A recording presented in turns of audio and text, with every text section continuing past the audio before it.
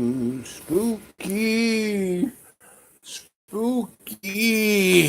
Things are spooky with a spooky girl like you. Spooky, spooky. But you can call me Sensei Al Bob. And welcome home to Dreamy Dreamland with Sensei Al Bob. And tonight's evening is we're going to be talking about autogenocide. And what is that? Oh, that is when our leadership kills their followers, kind of like Jim Jones did. I got a great Jim Jones story. I kind of found myself in San Francisco because my first wife, Donna Ann, she came from there. And when I was sparking life into the Frankenstein monster that became known as Xenon's the Disco, Tony Two Toes and Bobby Bentnose, two mobsters who got the old money from Chicago to invest. Well, they did a good job in taking the Edison Theater and turned it into Xenons. It really looked the best, except it didn't work. They had all the wires, the power, the light fixtures, the disco, everything, but it didn't work. The lights didn't blink, and the spaceship didn't fly, and the sound didn't sound, but they had it all there. They just couldn't make it work. So they had three different electricians that kind of ended up in somebody's landfill because they didn't make it work. So I was brought there to make it work. So all the really hard work was done. I would say the good, 98%. Right, just had to be made to work. So as the other subs were busy making things shiny and nice, and the bars were being made to be bars, and things were being moved in, I proceeded to try and do it. But part of the deal was I could not leave there until it worked. And if they were going to die, it would be like the Egyptian pharaoh, and I would be their poodle. I would go into the tomb also. So I sent my beloved Donna Ann back to San Francisco to so she would be safe, and she took my beloved dog Duke of Delight back to California with her, and I stayed there at the edifice of the Edison Theater, soon to be the Xenons, the Disco. So I, got a few folk who I could trust to at least trace a wire, and we started buzzing out everything.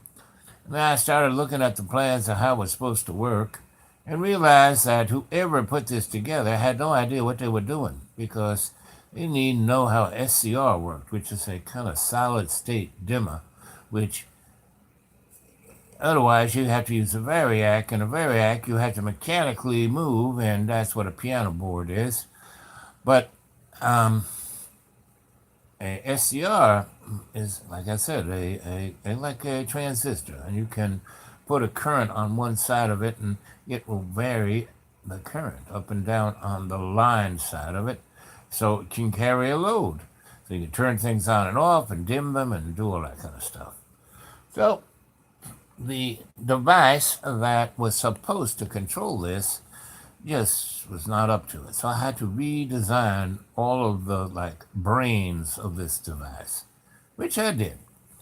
And starting off the first week or two, it all went well. I kind of buzzed everything out. I labeled everything. I got whole buses that I could terminate all the cables on, and I could make everything work manually, right? Which, even if I had to make it look cool, I could do it manually. I could do a theater board, but I wanted it to be able to have a variable choice, so the DJ could just push buttons, and the lights would do this, and push another button, and they would do that, and this. And so he wouldn't have to have 10 people moving levers up and down. So I was working on that, and it got to a point where I was getting a little vitamin D deficiency from not seeing the sun because they wouldn't let me out of the place. So I told Tony Two Toes, I said, listen, I gotta I gotta see the sun at least once a day. And he goes, okay, I'll take you out for breakfast. And we would walk down across Mass, across Times Square and towards 8th Avenue and the bus terminal. And there are all these, oh, fruit stands along 8th Avenue.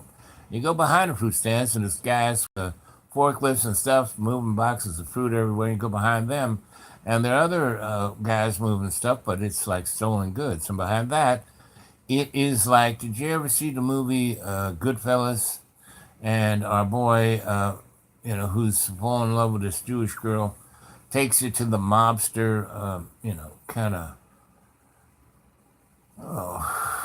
a place where Tony Bennett sitting. Everybody, all the rich people are waiting online, and the mobsters are sitting down there listening to Tony and eating pasta.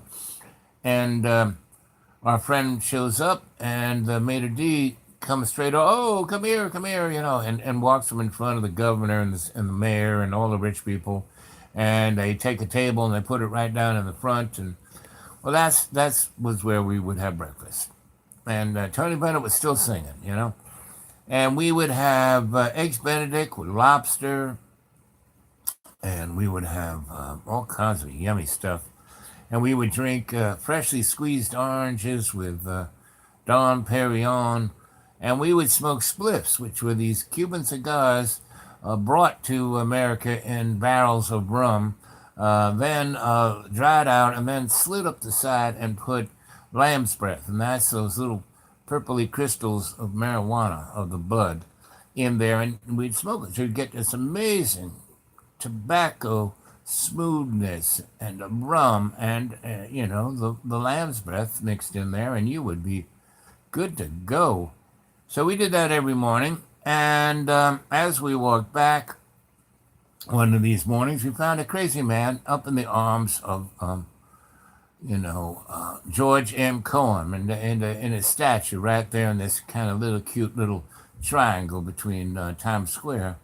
And he was screaming away, and Tony thought, because the spliffs that Tony was smoking were dusted with angel dust. I wanted just the lamb's breath, that angel dust. I wouldn't really be able to work. Anyway, we brought that boy down, and he was tripping off on something, and brought him back. And his name was Neil Curtis, and he was a political cartoonist of Australia, and he was visiting friends in New York, and he went to a party where he had got dusted, and so he was like on another planet. So he kind of went there with Tony, and they had a good old time.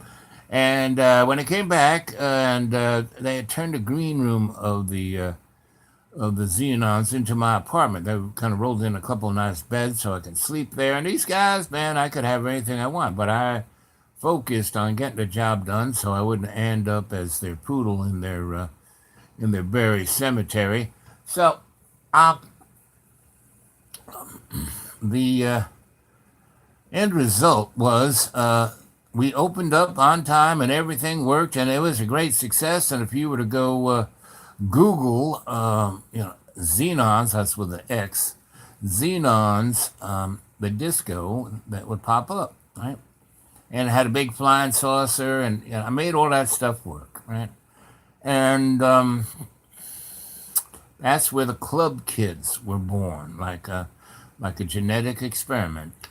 And as soon as it was good to go, where everything worked and I didn't need to be there, like to open a night to make the spaceship go up and down, I had to hang out on top of the roof in the middle of a thunderstorm, and I was wearing a gold G-string and a Japanese kimono, and I was on wooden platform shoes, and two titty bar girls who were also wearing just a gold G-string had paper umbrellas, Japanese paper umbrellas, keeping me dry as I was sticking the relays in to make it go up and down and blink lights and squirt out, smoke.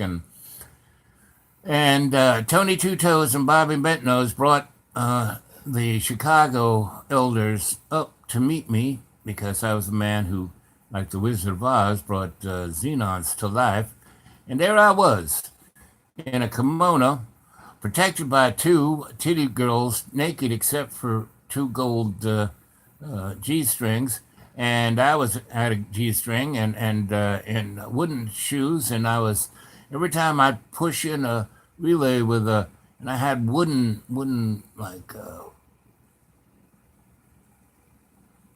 piece of wood that I could jam into the relay to hold it open or closed, and they were like in wonder, right?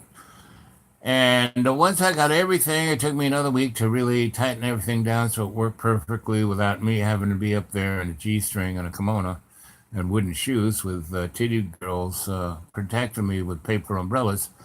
Um, they let me go. And Neil and I traveled across America in my friend's bus called the Gray Rabbit. And I had a big, it was just like that movie, um, Easy Rider, right? And instead of sticking hundreds into a hose and putting a gas tank of a motorcycle, I had a paper bag with Benjamins and a thermidor of spliffs. So we drove across and had a great time, and Neil was the uh, the saucy cheeky monkey he was, having sex. The whole bus was me, the bus driver, him, and one other guy who was kind of antisocial, didn't smell nice, and about 20 European underwear models. And Neil was puddling with them every night.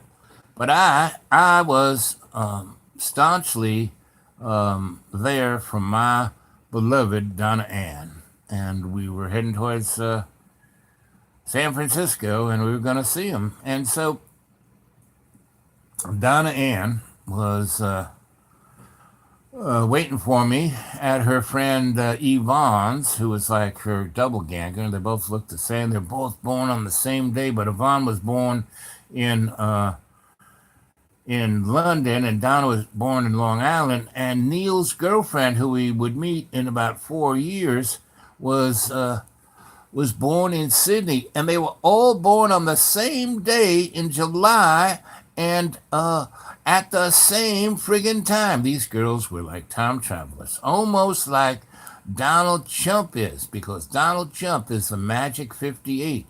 In 1958, there was uh, like a Twilight Zone made about this guy named Trump from the Wild West, and he told the people that the world was going to end, and that he could build a great wall to protect them.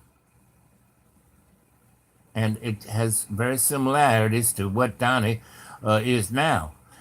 And then in I don't know how many years, it was in the 70s where Quantum Leap was a TV show, and a guy kept jumping in and out of people, and he jumped into a point in time in 1958 when Donnie Trump's a little boy, and um,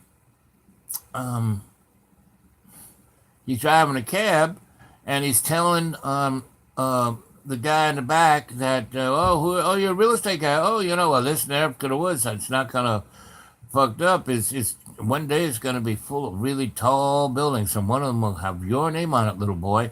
And that was Donald Trump. And that was made in the 70s, and it was made before they had Trump Towers, right? And then there's Biff, Back to the Future. If that ain't Donald Trump, I don't know who he is, right? And each of those things were made. I mean, there was 58 somewhere in them, all through them. And if you were to go, Google Donald Trump, the Magic 58 time traveler, you would get it. And then in the 1890s, there was a guy who wrote a book of about this kid. His name was Baron Trump, and his father was a real estate magnate in New York, and he went in a time travel. And there's two books about Baron Trump. Go look them up. There's so many, and then Simpsons kept, they told about Donald Trump being president and breaking America 18 years before it happened. Anyway, and that's what I'm talking about. There's so many synchronicities flying around right now that they're unbelievable. And when I was talking about autogenocide, and what is autogenocide? That's when our leader kills his people. And then I said, just like Jim Jones. And then I told a story about Xenon's disco. And there we are, Neil and I on the bus traveling west, right? Racing in front of the rising sun to our east. And he's crying. And I go, Neil, what's wrong? I'm so happy. I'm so happy. I said, what's wrong, buddy? He said, you're my best friend. And I said, well, I like you a lot, but, we've only known each other now 3 weeks. He said, no, you don't understand. In Australia, I am like Tony Two Toes, but I don't kill people and I don't run the mob. I just take advantage of people. And people let me do it. But you're the first guy who's openly, freely given me everything he has and just opened his heart to me as a friend. He doesn't want anything. And that's what a friend is. And I love you. I love you more than anything. I love you more than my mother.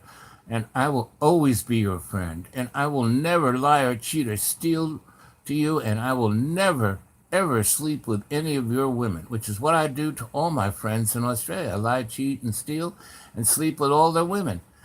And I'll never do that because you are my true friend. And I start to cry, and we're crying, and then the girls start crying, and then the bus driver starts crying. Then we pull into San Francisco at like 6 in the morning, and there is Donna waiting for me, and there's my dog Duca Delight waiting for me, and there's a Bond waiting for me. And they look really bummed out. You'd think they'd be happy. And when I put Donna Ann on that airplane, I gave her, Tony Two Tails gave me a big chunk of change to give to her. So she had more than enough money to keep her happy for the 2 months that I was stuck in the basement of Xenon's. Anyway,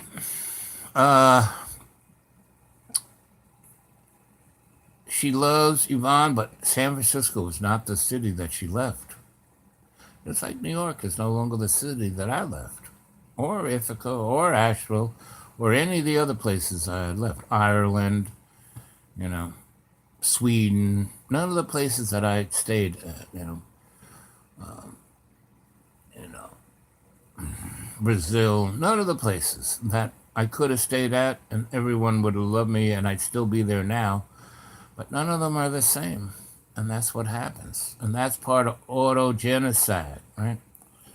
Except in this case, we had so we spent a week or two with Yvonne and Neil and Yvonne got it on, and we had a good time because I had a big bag of cash, and we stayed at the big fancy hotel downtown, which Donna loved. I did everything Donna wanted to do, and we had a good time. And then I started to run out of money. She wanted to stay in San Francisco, and she was trying to relive her old times. But, 4 years had passed since we hooked up and got married and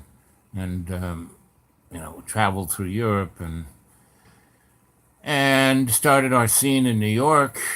And so, but she wanted to get it out of her system. So I said, fine. So I got a job and I worked for a Chinese real estate guy, Herbert Wong, and he had the hots for Donna. I mean, all the boys had the hots for Donna. Donna was hot, and she was a flirt. And I didn't mind because I knew that we were, she was, she could flirt all she wanted, but she was going to go home with me. I knew that.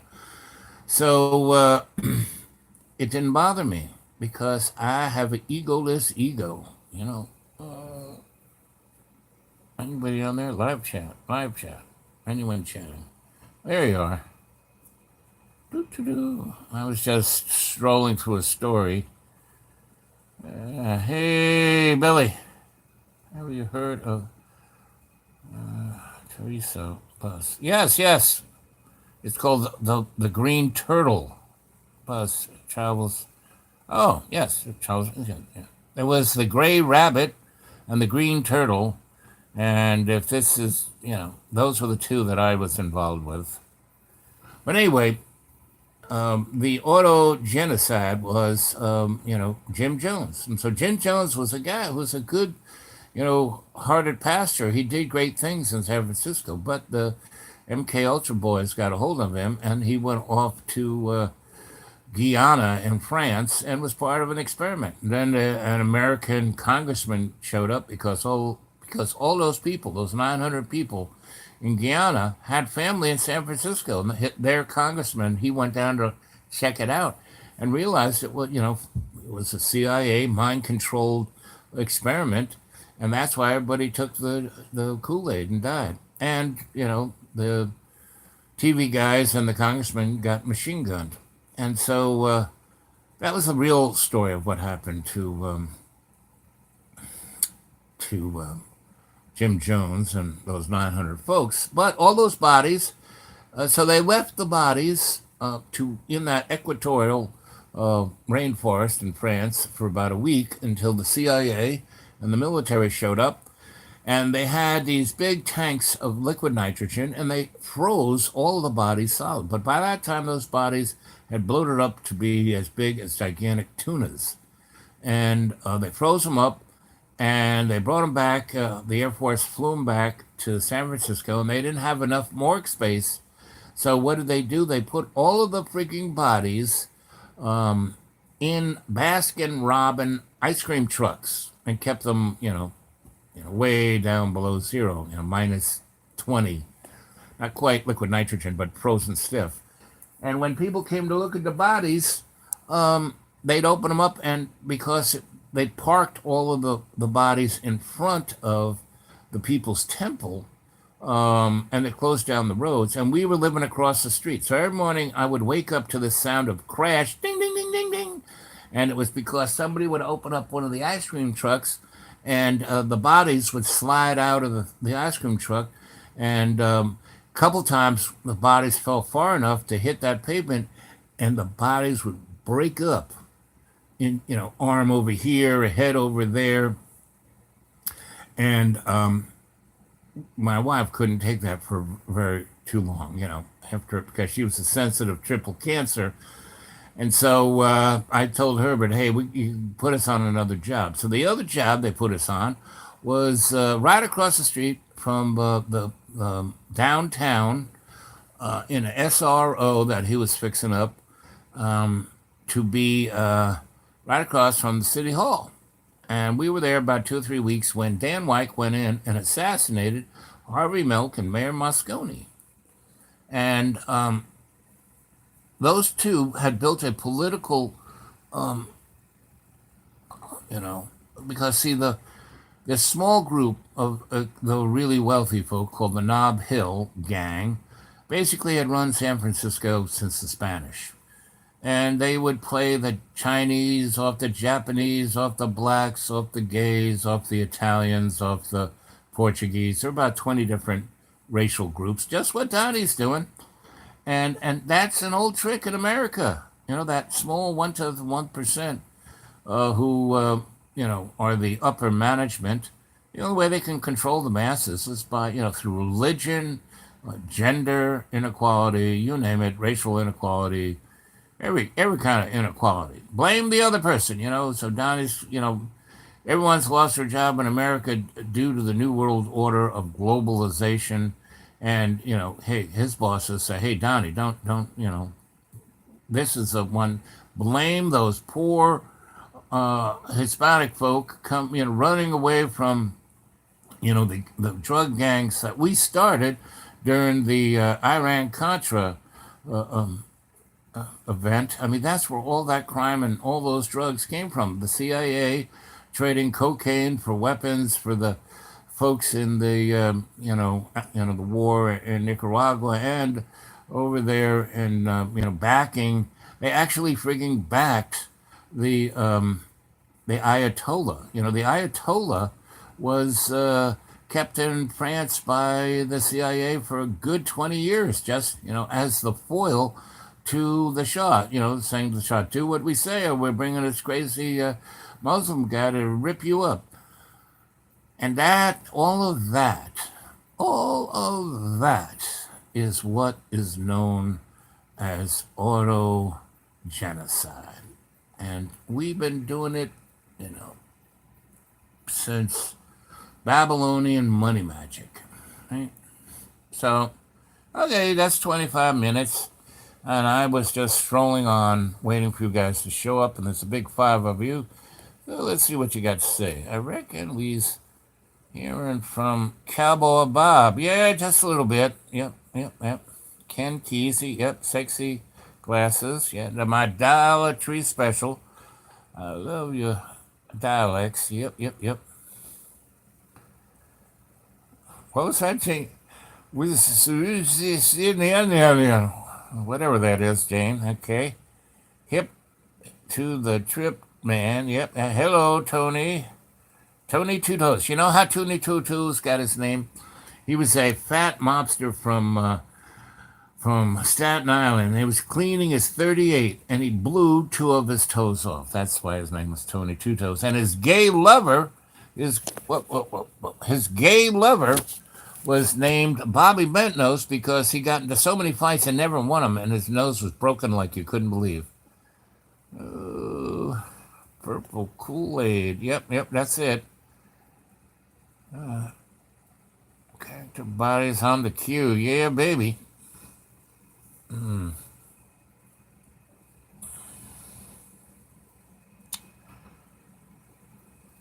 Well, Donnie is AI, so of course he's going to, get the top. That guy's not real. Didn't you see me playing Donnie Chump? That's the real Donnie. He's in his bathrobe playing with his nipples all the time.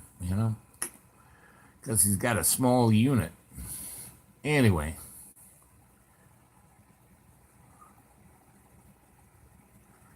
ever hang out in Pacific? Yeah, San Francisco, right?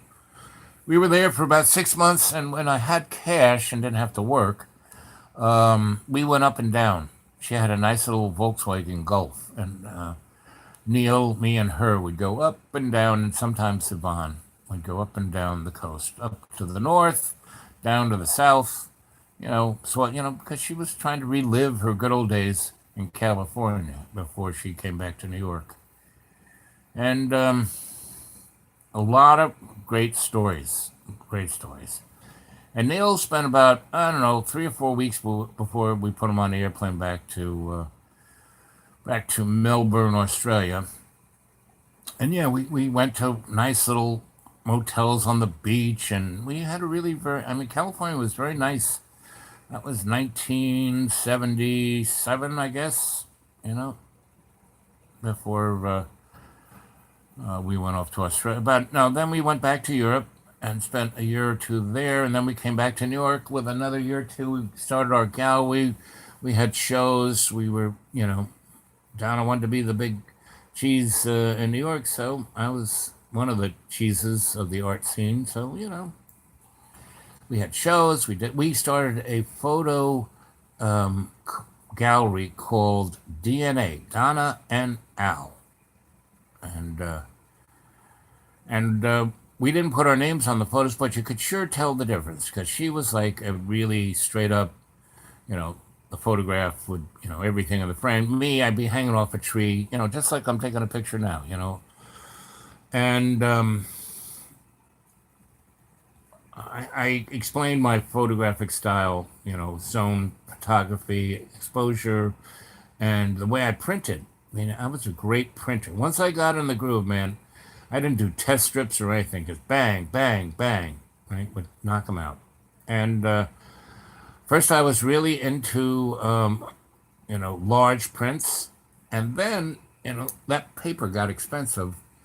And I went into post. I found at Willoughby's boxes and boxes and boxes of Agva postcard paper, meaning, photo exposure on one side and a thing saying postcard address, message.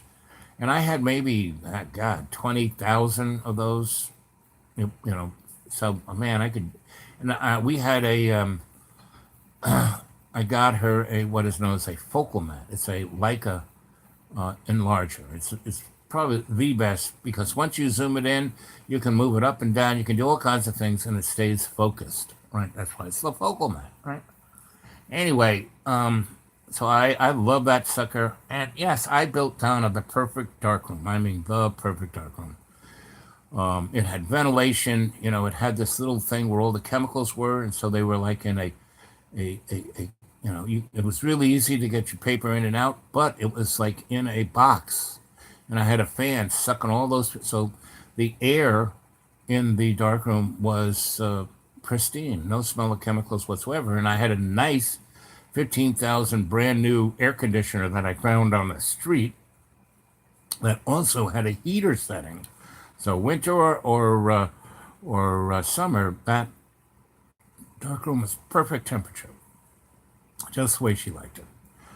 And the lights, you could turn them on and off from many different places. And when you turn there were lights in that box where the paper was, so you could really see it come up.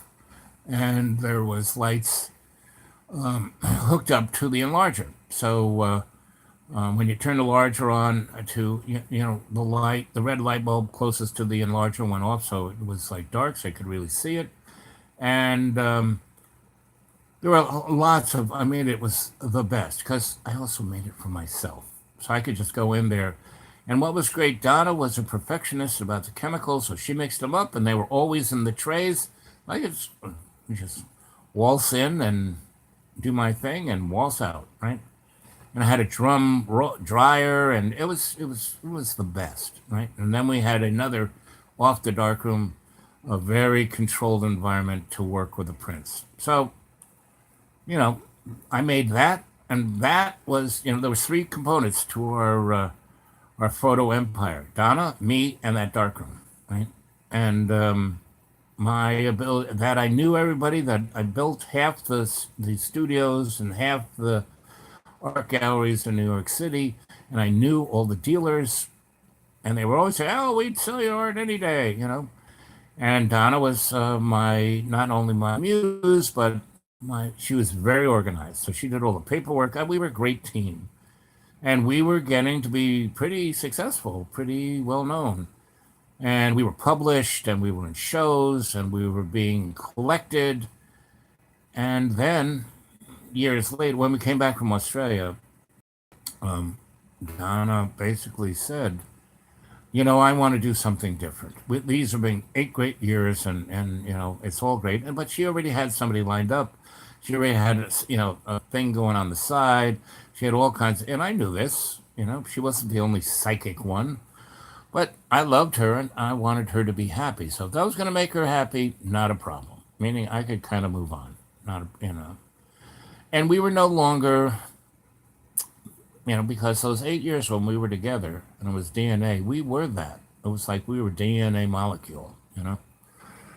And one of the things that she she would always say, I only have photography. You got all this other stuff. You're a mystic, you're a scientist, you're doing TV, you're doing this, you're doing that, you're involved in all this social stuff, blah, blah, blah. All I do is do pictures. I want to have that. I want to be known as Donna Ann, not DNA. I said, okay, not a problem. But I knew she had this other stuff going on too. So, not a problem. So, I guess in 1980, we separated, and that's when I went to back to Ireland. Easy to park on Highway 1. Yep, I spend the night. I know. Not anymore. Yeah, they don't want you to live free. Yep, developer, stop bath, and fixer. Yep. Well, not quite my twin, but we were, when I get involved with a female, it's like we're kind of like a twin, but really not, because Donna was a triple friggin' cancer, right? A neuron. Now I'm pretty psychic. I'm pretty empathetic, but I'm an Aquarian, so there are a lot of things like the fact that I never argued. She'd want to like, because she really kind of liked screaming and yelling and then having sex. Meaning, if I was gonna have sex, I just want to have sex. I didn't need that like stirrup or whip to get into the mood. And the other thing, so she was a real flirt, and she wanted me to be jealous. I don't have a jealous bone in my body, you know, and that would piss her off too. And the fact that I had all these different friends, and I had lots of, when I have a girlfriend, I don't have a girlfriend just for sex. It's because I like that person and they're smart and they're this and they're that. So pretty much until I left New York City completely and left those other places completely, all the people in those places were still in my life. So I had 4 or 5 girlfriends who were, this is where I got the whole dynamic of the chorus, meaning from grammar school. I had my male friends, but I had these 4 girls that was third grade, fourth grade, fifth grade, sixth grade, seventh, eighth grade. And I was their best friend too. And what was amazing was I was the linchpin of their friendship with the other 3 girls, right? And so Donna, she never really had too many friends. She'd have these things, and then they'd crash and burn. And so when she, became my girlfriend and my significant other and the person I did everything with, my other girlfriends became her best friends. They showed up one day and took her, and I wasn't there. I was off at work, and she was, and they had the key to the place. They kind of came in and said, "Hi, and they took her out and showed her New York. And when I came back, they were all there and they were all having a great time. And, I made everyone dinner and we had a great time and they all left. And Donna started weeping. And I said, "What do you mean? What's wrong, honey?" She said, "Well, I have 2 girlfriends in my whole life. And now these 4 women just came in and made me feel better than anyone is. What's going on?" So pretty much the 8 years, she would go from being ecstatic to going, "What's going on?" And that was one of the reasons why we kind of broke up. Because after 8 years, I mean, she would be ecstatic or like amazed. And the other side of the coin, she would think I would just walk away from her one day. And in actuality, she walked away from me. And she was, if you look up Donna Ann McAdams, she's there on Facebook and there on Wikipedia, and she's pretty famous. She went on from us, but what's really interesting is like she did not exist up until 1981. And she did some amazing things. I mean, she was born in a little box in Long Island, Islip, Long Island, and her mother was a dental technician, and her father was a genius, but he didn't have any education. So Grumman Aerospace took advantage of him and paid him like $80 a week. And she had 2 brothers, and her, and in a 900 square foot little box in Islip.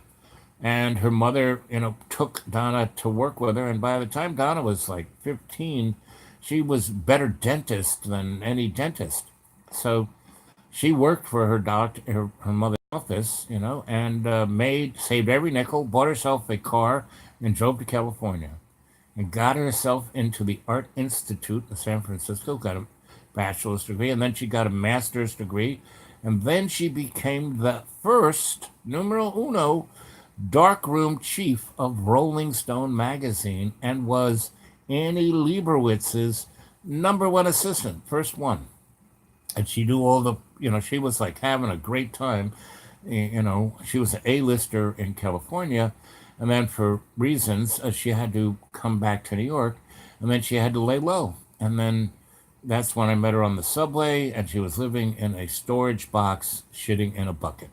And then she saw my loft and was like, You have a bathroom and a bathtub, and you have a washer, and you have a kitchen, and you got a dark room. And I said, yeah, baby. And she started, I have to live in a box and shit in a bucket.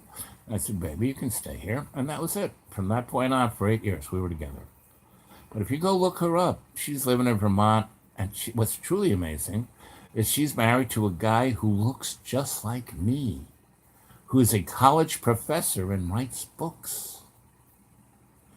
Now, I wasn't a professor, I was a scholar, and I wasn't a scholastic. I wasn't a tenured kind of guy. I was in secret libraries in Dublin, reading Celtic books. Well, this guy is, I don't even know what he teaches, but I saw a picture of me. He looks just like me, about 10 years younger, maybe even younger. She was about my age. She was about a year younger than I was. And so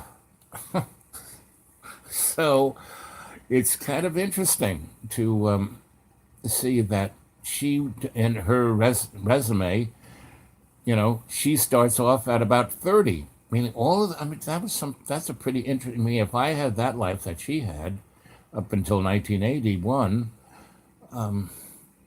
I would, I would put it in my autobiography because it was pretty amazing what she did. That's why I loved her. She was an amazing person. Meaning, everyone that I ever hook up with, who I'm involved with, they're amazing.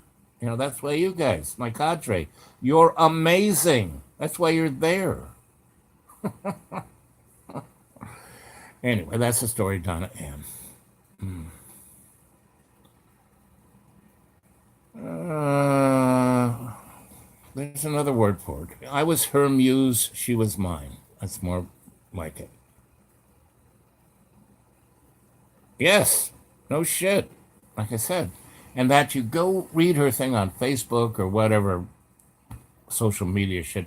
She's really private. I mean, you can't get a hold of her, can't get at her. But she's, got a representation on there. And she's in a lot of videos because she is like the Albert Einstein of the darkroom. She was really, I was rewiring hospital CAT scan machines, and I used to, and they'd be throwing amazing shit out. And I said, can I have that? Sure. So I'd like drag it home. And they were throwing these like doctor white coats out. So I grabbed about 12 of them and brought them, the smallest ones, and I brought her. Oh, she just loved that. She would put her white coats on to work in the darkroom.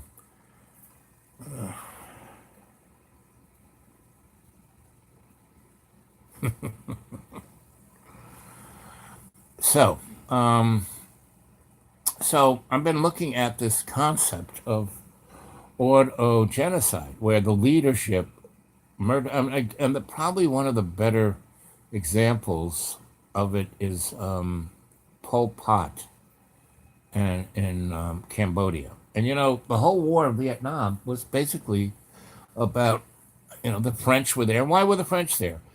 Not only rubber. Rubber was because the Germans had created synthetic rubber, so they didn't need that. No, French were there for heroin. Go see the movie The French Connection. Tells it like it is. And the CIA needed because they were taking trillions of dollars. After World War II, the Japanese had found, the treasure trove of King Solomon, and the Germans had taken a third of the gold of the world, and the U.S. Had gotten it all and spared it back to America and told nobody about it. So they had a lot of money. So they then, end of World War II, Germans bombed into Stone Age.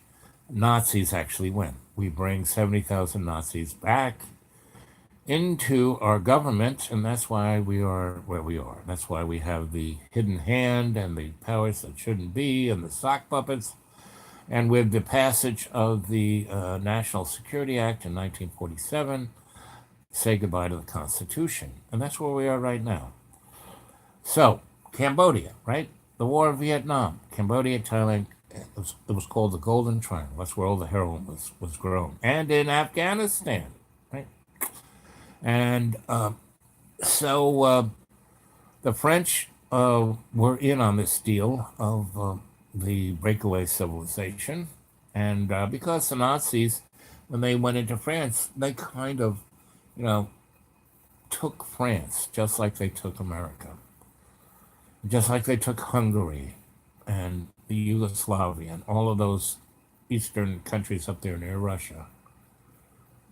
And they created a technology and a social dynamic that was 1,000 years ahead of where we are today. And so they were on the moon. You know, they went to Antarctica and found, did you ever see that TV show, Stargate?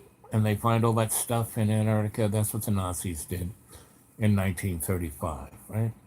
Which gave them an amazing leg up. It was like the movie I was talking about last night, you know, Forbidden Planet and the Krell. They found a culture and they found all this technology there. And they found a gigantic anti-gravity spaceship. Well, they pushed the button, and there was the operating manual, and they stuck their head in the machine, and there you go. And so they flew it up to the moon, where they found the whole frigging moon. You know, the movie Star Wars and the Death Star. That's our fucking moon. It's an artificial spaceship. And they found that, and they found a ton more technology, and so they went out into the solar system. You know, from 1938, they were on Mars. You know, by mid 40s, and so forget Earth, right? That's why they had such an amazing jump, and then they just everything fucked up. What the fuck happened? That was their business plan. Let the Allies win, and then they suck up. Then you kind of separate these guys and have the Russians over here and the Americans over there who are allies and have them fight, right? And then you kind of corrupt a portion of their social, the guys who become the military-industrial complex of both, and they become buddies, and they realize, hey, we have this Cold War, we can make lots of money, we can just keep taxing everyone, controlling everyone, just like a religion. And this is autogenocide, right? So in Cambodia, to keep the Vietnam War didn't really end until the 80s, until the CIA really got rid of all of their competition, basically. And it was pretty amazing. Pol Pot killed 1 million people in less than 6 months. Right? And how he did it was Dow Chemical made your basic lunch bag, the little baggie, right, that you put in there, and it had this little plastic flap on it. And you put your sandwich in there and flap it, and it'd say nice and fresh, right? Well, they made the bag just a little bit bigger, and the flap they put around one side, not just on one side, but on the end. And so they would slip the plastic bag over your face, and that little flap would go under your chin. And if they tied your feet together and your feet together and then pushed you over and then stick the bag on your head, you would suffocate in the, monsoon kind of heat of Cambodia in less than 3 minutes. And that's how they killed 1 million people in less than 6 months.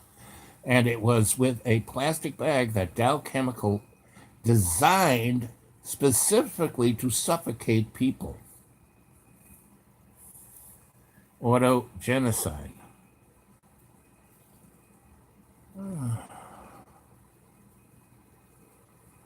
And dictators rule this frigging planet. And the only and again, it'd be one thing. This is all an illusion. This is worse than a grade B movie. Gil Scott Heron wrote a great song. You're living in a movie. A movie. Just all a great B movie. It was a song about Ronald Reagan.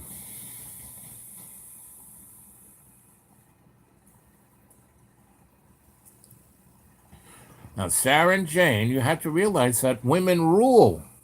My question is, why did women give up that position? Women are so much more powerful than men. Men are whiny bitches, you know?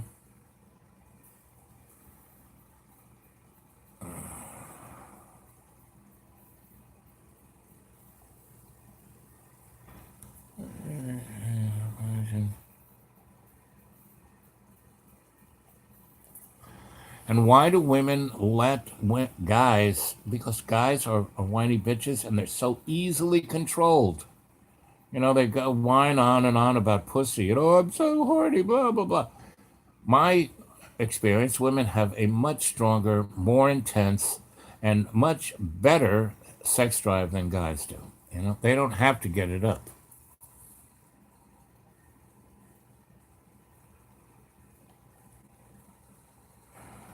And that patriarchy was put in there by the ownership class, you know, the insectoids, not men. Men are morons. Girls, come on. Get on board with this. Men are morons, right? Women allow it to go down.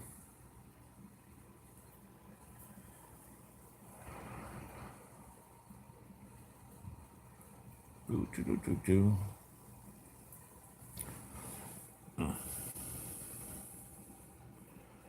So we've been doing this now for 51 minutes and 19 seconds. And unless you girls kind of step up to the conversation here and tell me why women have let their position of rulers go to the side, and whenever they get involved with politics, they look at Nancy Pelosi, man. That you know, she's you know, all those women acquiesce their element of who their true femininity is to be a more sock puppet than the guys. Why? If they were only, I love this friend of mine, Louise Etchery, used to say, get some, what was, let me get it right.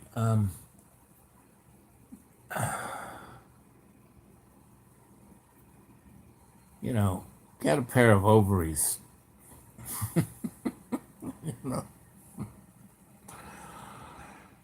And that's why, you know, my better side is my feminine side. Yes. I mean, you know, all of the women I've been with have always complimented me on for being the best lesbian they've ever been with.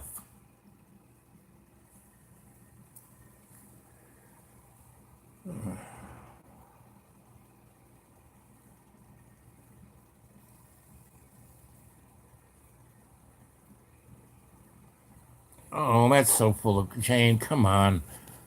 All the most badass people I knew, people who could take you down in a second, were women. Meaning, when I was, you know, in Putney, Vermont with my sensei, and he was teaching us martial arts, the women were far better than the guys. Right? They were like cats. Guys were like just, you know, doo, doo, doo, doo, doo, doo. And they let their emotions get a better of them. I was part of a thing called the Harvard Color Study, which was in the 80s. And they were realizing that women would make better fighter pilots than guys because all their blood doesn't go to their dick. And so women don't black, when they're pulling G's in a fighter, they don't black out like guys do. And so I was part of this study, and women were so much superior physically to guys, right? And I think I might have, I don't know if you have gotten this story. I had a TV thing. Go look up on the Google collaborative artist projects in New York City in the early 80s. And we had a TV show called Potato Wolf. And there were about 12 of us who were producers, men and women. And we all had ideas, and we'd write scripts, and we'd all help each other. We'd all shoot or we cameraman. I always lit everything because I was the lighting guy, and I would take pictures of everything, and I was a good videographer and a cinematographer and a really good actor. You know, those were my, and a good writer. So I had a number of shows. One was called Between the Lines, White Collar Criminals, and it was about after the corporate wars and corporations owned everything. There were no more governments, and everyone had the universal product code on their forehead. And Jane Fire and another friend of mine were the two stars. They were two newswomen, and they would get in, and we'd take the Wall Street Journal and write our script from that until we got sued. The Wall Street Journal wanted us to stop making fun of the stuff they were writing, and the I had another show. I had a girlfriend who was a martial artist, and she had a dojo where she taught women how to protect themselves, right? And we lived over near in the west side, near the West Village, a little south of the West Village, in the meatpacking district, and that's where all the guys who packed the meat, who weren't cutting it, did their thing late at night on the corner. And anyway, we would walk back to and I was living in a refrigerator. And one night, and so I was fixing all of these meat packing factories, electrical stuff. So I was friends of the guys who actually cut the steaks up, right? And they had this bar where you could get a steak the size of what Fred Flintstone used to eat, and everything was free. The booze was free, everything was free.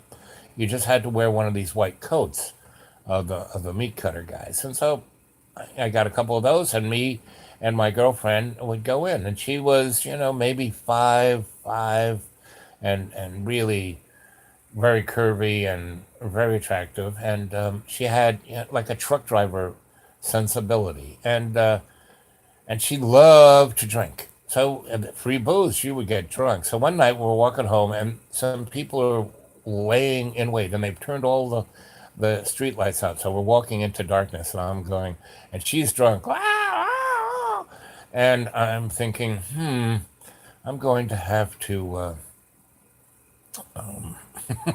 protect my woman, right? And I'm looking around in the dark for something to pick up to hit these guys with. I can't see anything. All of a sudden, whoosh, smash, crash, boom, screams, all this kind of stuff.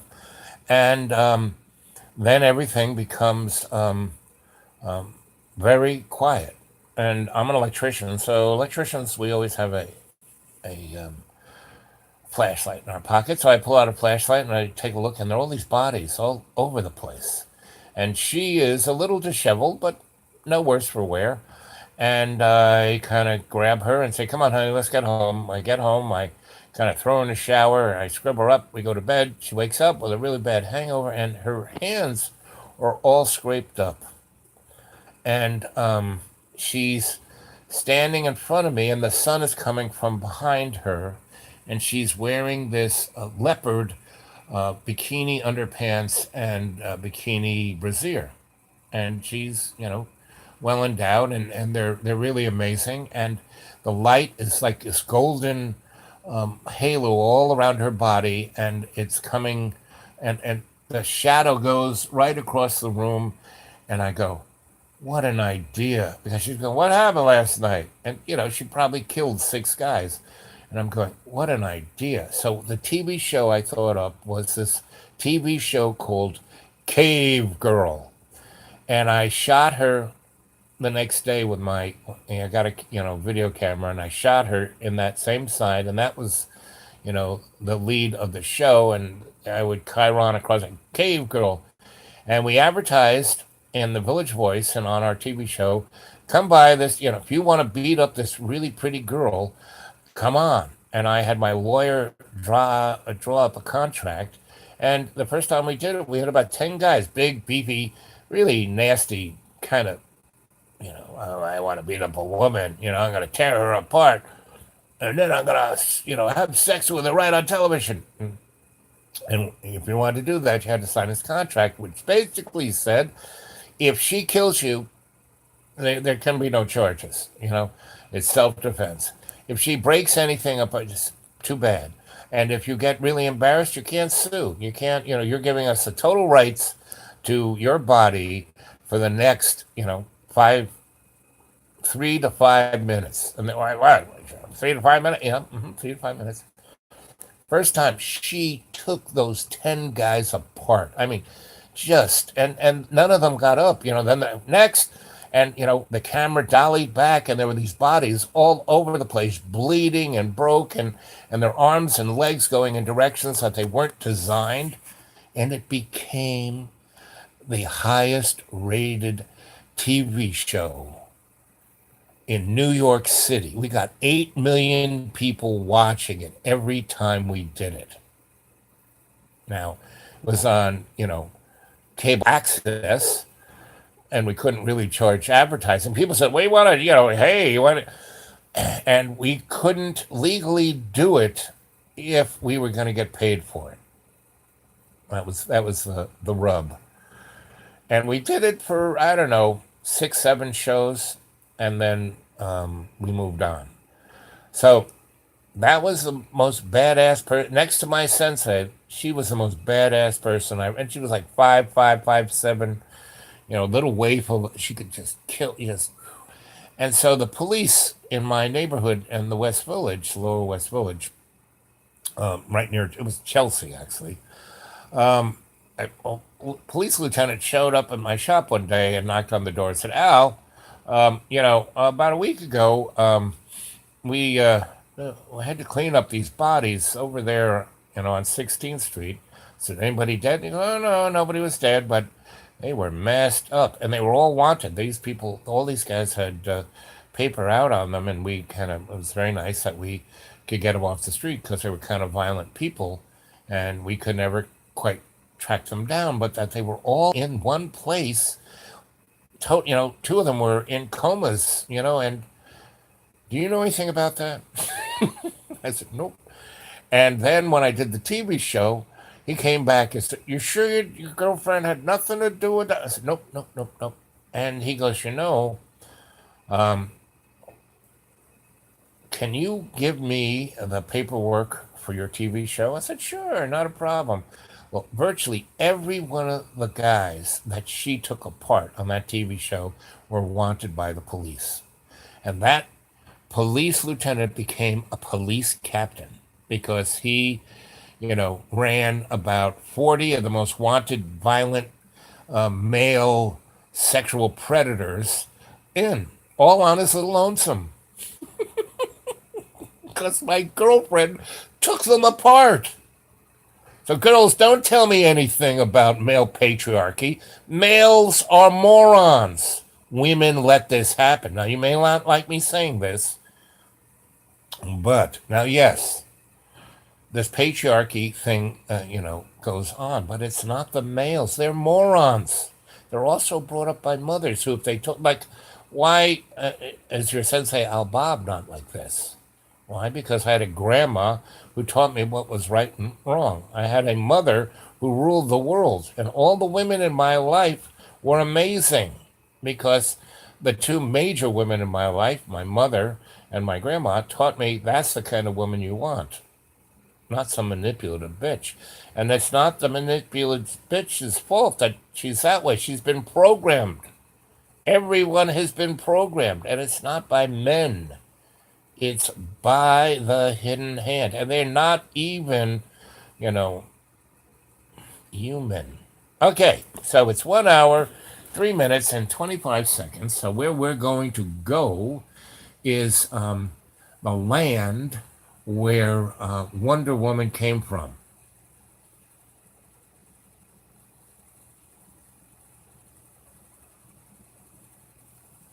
Yep. Well, my girlfriend, the Amazon, she could break anything. The only thing she never broke was me because I loved her so. And I didn't quite, I just knew what she wanted when she wanted it, and I made sure she had it, you know. And she, you know, because I let her be who she was and supported her emotionally, psychically, and fun-wise, that's why we got along, you know. Couldn't have been any different, like she was one of the first people who told me I was a great lesbian. And and that's why we have to be awake. And that period between 8 and 48 I was my most awake. I kind of started to fall asleep after my second wife died. I kind of went into a shell. So, and have you guys read that story in xratted.blogspot.com? All of those stories will give you a really good 411 on your Sensei Al Bob. That's my like, hey, want to know about me? It's right here. My whole life, my whole life. And that's one reason why I don't have a woman in my life, is that there aren't too many powerful women. I mean, most of the powerful women in my life I've known for 50 years. We're all gotten old, and they've all married. They all have, grandchildren. We had a little fling at one time or another, and their husbands are like, I'm the only guy they're not jealous of or upset, that I'm part of the family. I get invited for Thanksgiving and Christmas, and their children, I'm their Sensei Al Bob. They're part of the, 125, godchildren I have, and a lot of them are really godchildren, not just kids I took off the street to protect them so they wouldn't die, and then they became something great. Like the actress Dawson, who was in Men in Black, the second movie, I think. I always forget her first name. But she was in our homestead. And she is who she is because we got her mother and her family an apartment that was their own, and they got her working in the garden, and we got her working in our street theater, and I got her into New York City art school, and that's what I did with 125 kids. I saw that they had a great potential, and I just was the good example, and I kind of helped them on their path, and they did the rest. Meaning, she was probably 10 when I last saw her, right? But we didn't leave her on the street with her mom, so her mom would get, have to do something terrible, and then something would terrible happen to them, and no, you know. So around here, everyone's scared. Fear has been so implanted on the public here. I mean, you got to be kidding me. If anyone knows any Hispanic people, especially Mexicans, are the hardest working, sweetest, nicest. You go into Walmarts, there's all these white trailer trash families, and their parents are obese, and the kids are like running around stealing things and beating each other up and screaming that they want this. When the Mexican family comes in, the guy's in pretty good shape because he's working as a laborer, and the wife is in pretty good shape because she's working her butt off in a hotel, cleaning it and making the beds. And the kids, everyone is well dressed. They got clean clothes. Yeah, they might have come from the Goodwill, but they're cleaned and pressed, and the kids are behind mommy and daddy being well behaved,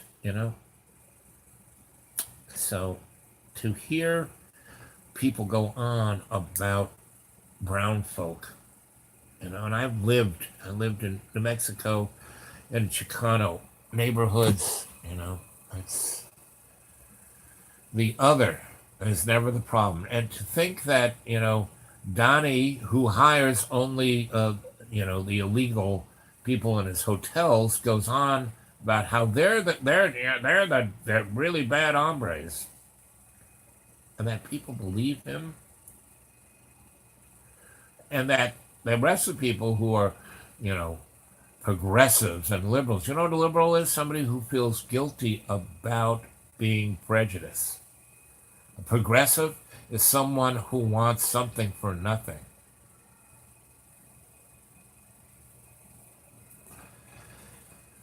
And the conservative, well, there aren't any. So until people step up and be their better self, ooh, things are just going to get worse. And maybe it has to get worse. I really think Donald Trump's the best thing because he is such a lying, cheating sack of mierda. He is like the X-lax of the body politic.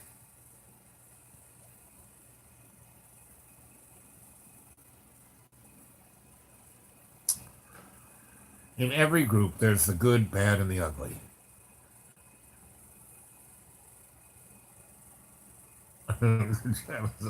No, sorry. No, John is not the woman in my life. He's just John. There is the, there is, John Birmingham is a singular character. He is the canary in the birdcage. He's not my woman. No, sorry. John is just, he's my friend, first and foremost, and I never give up on a friend. But I have three rules. And what are those rules? Can I hear you say it? Doctor, do no harm, number one. Two, only, get involved if you can do good to bring forth a positive outcome. And three, only get involved if you can learn something. So, you know, I'm doing all three with John Boy. I'm doing no harm. I am basically learning a lot. This is like a social laboratory here. And it's also like, man, if I could turn John Birmingham into an app, like I used to work, for desperate lawyers as a negotiator. Then I got really sick, and 4 years later, I came back well enough to say, okay, I called up some of my clients and said, hey, um, you know, um, I'm back. Oh, I thought you were dead. No, I'm not dead. But I'm back. Hey, got any projects for me? Oh, no. Yeah, we've replaced you with an app. And next 5 years, 80% of all people who are working in America are going to be replaced by an app. And all cars within 6 years, no one's going to own a car. You're going to hit a little button on your smartphone and an Uber will show up, right? But by that time, we will have the same kind of, how have your credit score? In China, they have a social score. And they go, oh, you can say whatever you want. But if you say stuff or you jaywalk across the road or do anything that the state doesn't want, well, you think we have a lot of cameras? Every square inch of the cities of China have not only cameras, but they have facial recognition. And they see, oh, look at, citizen, Larry 7J4. He just walked across the street without going across the crosswalk. Okay, so 0.04 points get taken off his social score. Do enough bad things. Well, you can't take an airplane from here to there, right? You have to take a train. Okay, do some more bad stuff. You can't take the bullet train. Now you got to get on the train with the poor people who smell and the cows and the sheep. Still do bad. Now you got to get on the bus with the people with the sheep. That's even slower. Do some bad. Now you got to get everywhere on a bicycle. You do some more. They take the bike away. Now you got to walk. You do some more. They take your shoes away. That's what America is going to be in less than 10 years. It is already that way. But with people having no work, they're going to okay, everyone gets $13 an hour, period. Well, if everyone gets $13 an hour, well, that 15 won't be worth too much. It'd be just like me living on $300 a month, And you can do it if you're disciplined, if you're not addicted to buying $4,000 worth of shit, useless shit from Amazon, And so that's what I'm doing here. John needs some support. And I thought I could help. And he has changed amazingly from what he was when he first moved in here 2 years ago. But still, his anchor's down and he's still, stuck. And there's not much I can do to unstick the lad. Right? Now, when he threw me out, he went through this stage of throwing me out, like I said, within a 2.5 month period, from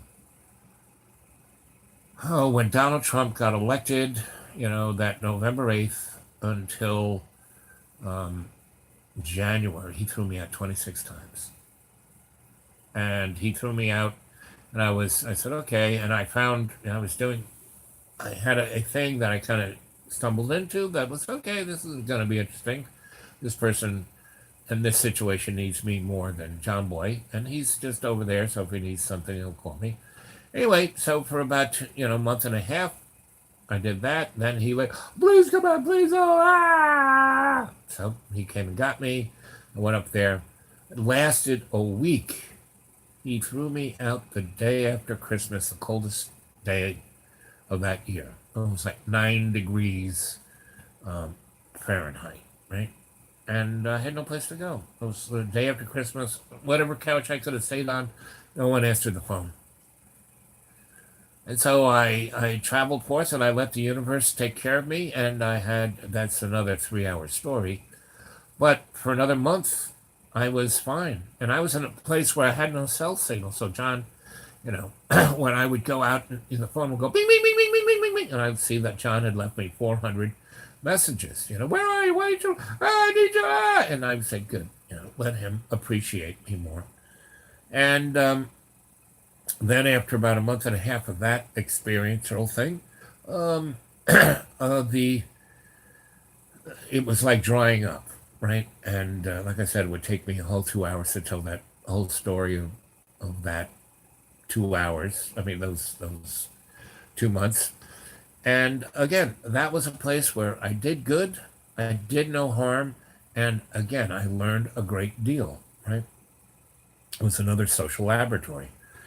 And so I was in a restaurant, this place I would go, that they loved me, and I would go in there and I read the owner, and he would come by and he would want me to, he'd have a number, I gave him a composition book, and he would write down thoughts, ideas, and questions, and he would ask me those thoughts, ideas, and questions, and I would give him insight on them, and he would I'd have free lunch, and he'd give me $100, and I would do that. In that month, I would do that 2 or 3 times a week. When I got tired of where I was, and I need a break, I would drive into this restaurant, and the restaurant was just on the edge of where my cell phone worked, and sometimes it worked, and sometimes it didn't. That was fine. I'd go in there, turn it on, charge it up, and if it bing, bing, bing, bing, I'd look at it was. If I could call somebody, I would. If it rang and I wanted to speak to that person, I would, but most times, not so much.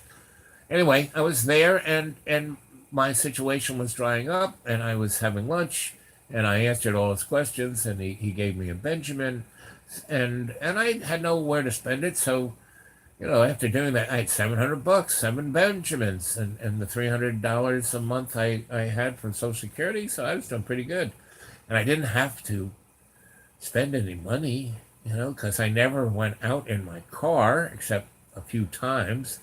And whenever I went shopping for this lady, I took her car, would take her out. And again, like I said, it's another 2-hour story. And, that's, and John called, oh, I'm going to kill myself. You have to come back. I'm going to kill myself. You don't come back. And I said, good. I hung up. And then he called, I really mean it. I said, John, you kicked me out now 26 times in less than 4 months in the middle of winter. And you don't even ask me how I've been or why I not dead. All you're saying is how you feel and what you need and what you want. And you're going to, and I will come back. It's time for me to come back. But you can't throw me out. You can't be mean to me. You can't scream at me. Can't blame me for things that you do, right? You have to, because I'm not doing you any good to help you out if I am enabling you. And that's the really tricky part about doing no harm and having a good outcome is you can't enable the person. And that's one of the little razor edges I have with John is that I try, And I've made it my thing that if I'm enabling John to be in a situation where he can't navigate, if he's not getting better at navigating, then I got to go. And that's one reason why, okay, so I came back. And the other thing why he wanted me to come back is that the story of the old crone and the all of those stories that I put up on his, that I didn't put up, that he put up on his channel, and he monetized and made thousands of dollars and never really gave me a nickel, right? And what he got upset with, he screamed at everyone because everyone told him to shut the fuck up and just let me tell the story. Because like how he did last night, he broke into our little chat and he went, "Oh, I got the greatest thing to lose weight." Yeah, it's like pretty common sense, John. You eat protein and fruit and vegetables and no carbohydrates, you know. Anyway, so John isn't my girl. Sorry, you know, not that way, you know. And it's pretty much because I haven't rolled into. And you know, Roanoke is a scared town. It really is, and that's why I'm leaving it. You know, and over in the deep green, there is no one. You know, all I have is my animal totem to come and visit me. You know, there are no, you know, there's nobody around except for extraordinarily poverty-stricken people who live in hollers. You know, that are obese and starving to death at the same time. Yeah, copyright veganism, exactly, twitching. Yep, yep.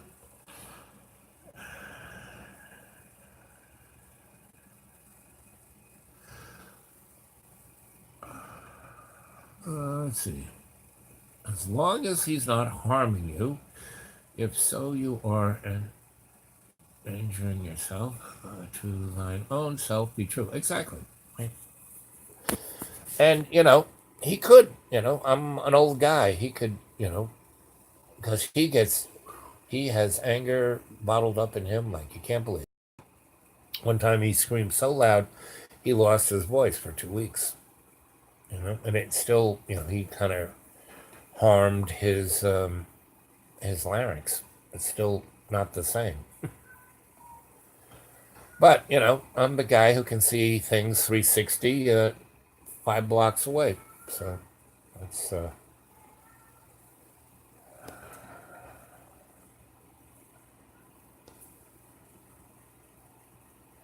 yeah, but Jane, John has not made any meat and potatoes on his looks in his whole life. You know, it'd be one thing if he was Clark Gable, but he's not. And he doesn't look that bad. You know, he's just getting old. He's 41 years old. You know, me, I don't look too bad. I'm 70 years old. You know, or almost getting there. You know, I'm in my 70th year. No, it's again, we live in an illusion. If you let the illusion run your life, then you're fucked. You know, if you try to step forth to ascend to your consciousness's free will, well, that's when you're getting someplace, right? And so I see, when I said I could make a fortune, I could make John a app, in that, you know, back in the day when I studied to be a shrink, you know, right off the bat, my first few classes, I asked my professors, "Hey, is there any place I can intern? You know, to work at this?" And they said, "Oh yeah, yeah, yeah, you can do that. Of course, you know, place I worked, they're always looking for people." So I pretty much in my first semester, you know, was working in hospitals, working in jails, working in, you know, lots of places. You know, there was this place I worked the first year I was in school getting my master's in social work. That was a, you know, a house for people who were had mental issues slash physical issues. They all had, you know, multiple sclerosis or Lou Gehrig's disease or any of the above, and so they were hard to take care of, and they had emotional issues too. Because man, if you were that sick, you'd have emotional issues too, and that's how I learned to deal with when I got, you know, really sick. That experience helped me pull myself out of it. Anyway, everyone who worked with these people treat them like vegetables. Me, I was, they gave me $500 a weekend because they had nobody would work there on the weekend. So I would get there at Friday at 3 and leave Monday at 10:30. And I would get 500 cash, right? Head nurse would come, check out everything, give me an envelope that Monday, and 500 in cash. I was like off the books because by law there's supposed to be 3 people there, da da da da da. And this place was so corrupt that it got closed down because I was the only guy running it by the protocol the state set it up for. And so when they would get, the state guy would check it out once a year, he started to pick up on, that certain things were done correctly this point and not the rest of the time. And so the guys who owned that place went to jail. But my experience is within the dynamic. What made me a good shrink was in those 3 years, as I was working for my master's, and I was doing all this research too. I had a lot of experience, but so when I got out with my little paper and I could, hang up a shingle, I was already well schooled and well experienced. So I got jobs working for other guys in other hospitals, and they said, "Wow, you just, you were pretty good for a guy who just got a shingle." And I did that for a year, and I quit. The guy who was my superior came down one day. I hear you're going to quit. Why are you going to do that? I said, "Well, this sucks. Whole bureaucracy, all that." And I go, my, not you, but the other guy above you came to me one day and told me to stop healing people. That I was getting people, able to deal with their life too quickly. They weren't going to make it. Most of the people you work with, we can hold on to them for a good 20 years, and at $200 an hour, that's a lot of money. And the fact that you roll them out of here in less than 4 or 5 weeks, you're really amazing. But you can't do that. You got to slow that down. And that's when I quit.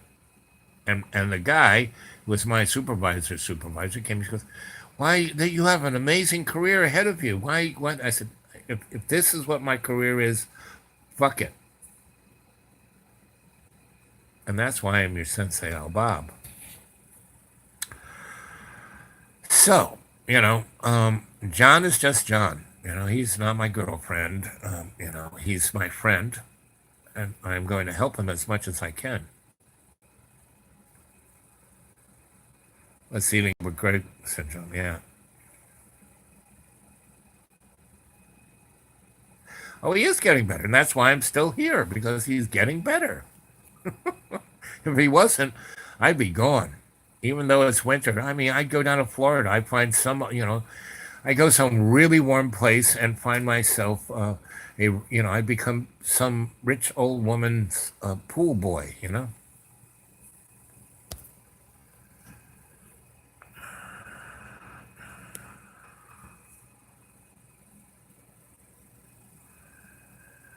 Buy me a roast turkey dinner. Okay. But he's not going to kick me out. And like you all notice, he's getting better. And that's why I'm still here. It's because actually I can, those 3 little parameters. Doctor, do no harm, learn something, and have a positive outcome, right?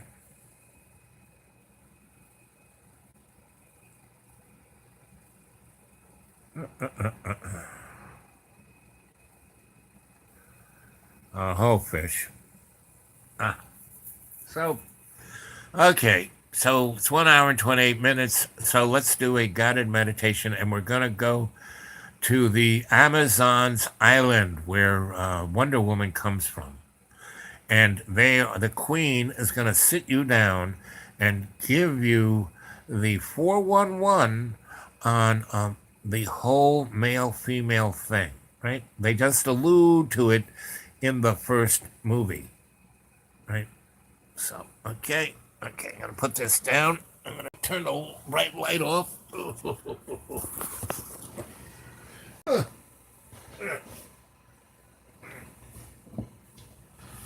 Hi.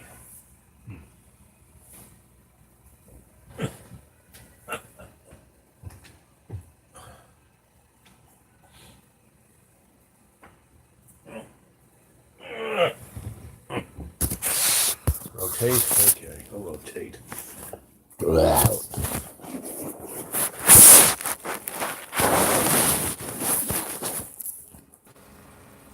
Are we back, King? We kind of disconnected for a moment.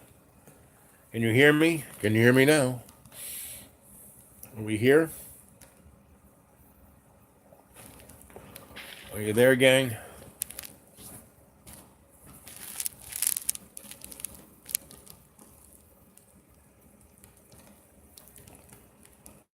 Yeah. Good. Fish. Enjoy life. That's what it's about.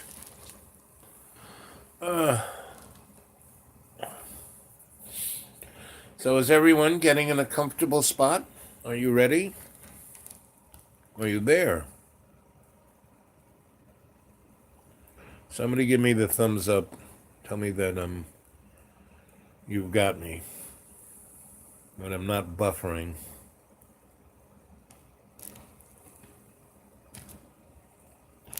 We are here. Here ya. Yep. Valentine colors. Yep. Okay. Okay. So everyone get in a comfortable position. Yep. Where your avatar is nice and safe and snug. And start breathing that 20% in.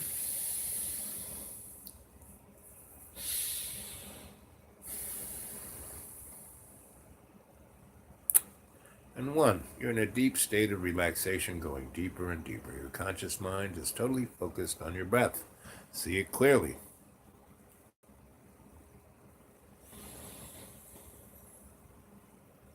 You're going to a deep, deep, deep state of relaxation where that squirrel in the cage of your Rolodex is going to sleep.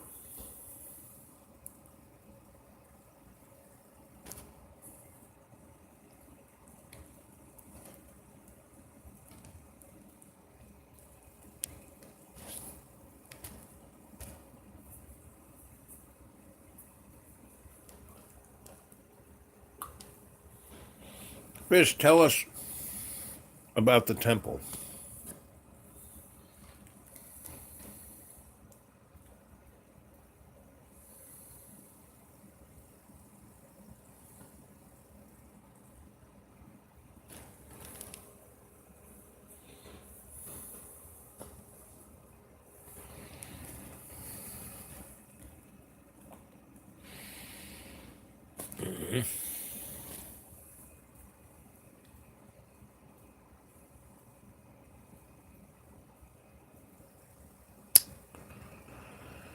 Well, I think we're going to go to the Valhalian temple, which will be on the island of the Amazons. I think that's a good thing. We can all see it together, since Fish wants us to be together to see it.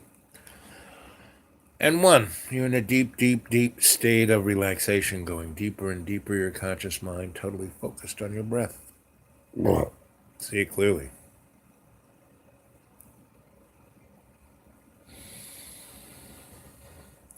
Breathing in that 20%, you're breathing in the prana, and you're bringing that life-giving force of the prana into your lungs.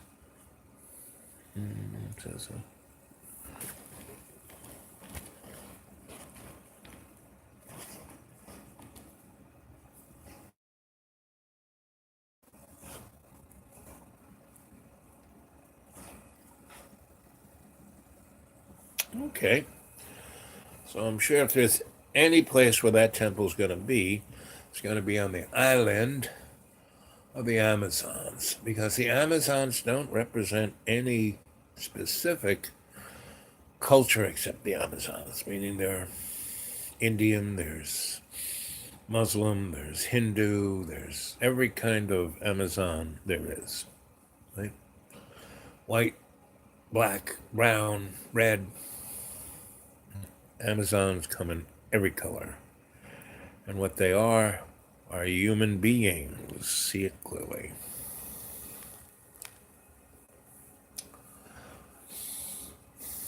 And one, you're in a deep state of relaxation. Your body is being totally purified by the prana. As your lungs breathe it in, your red blood takes the prana through your vessels, your arteries, your capillaries, and it swirls it, swirls it, swirls it, swirls it, swirls it, swirls it. And it doesn't go glop, glop, glop. It swirls. And it's swirling against the walls of the veins, the arteries, and the capillaries. And inside that swirl, there's another swirl going counterclockwise. Inside of that is the one going clockwise. And what that is, it creates a polyphase alternating current flux of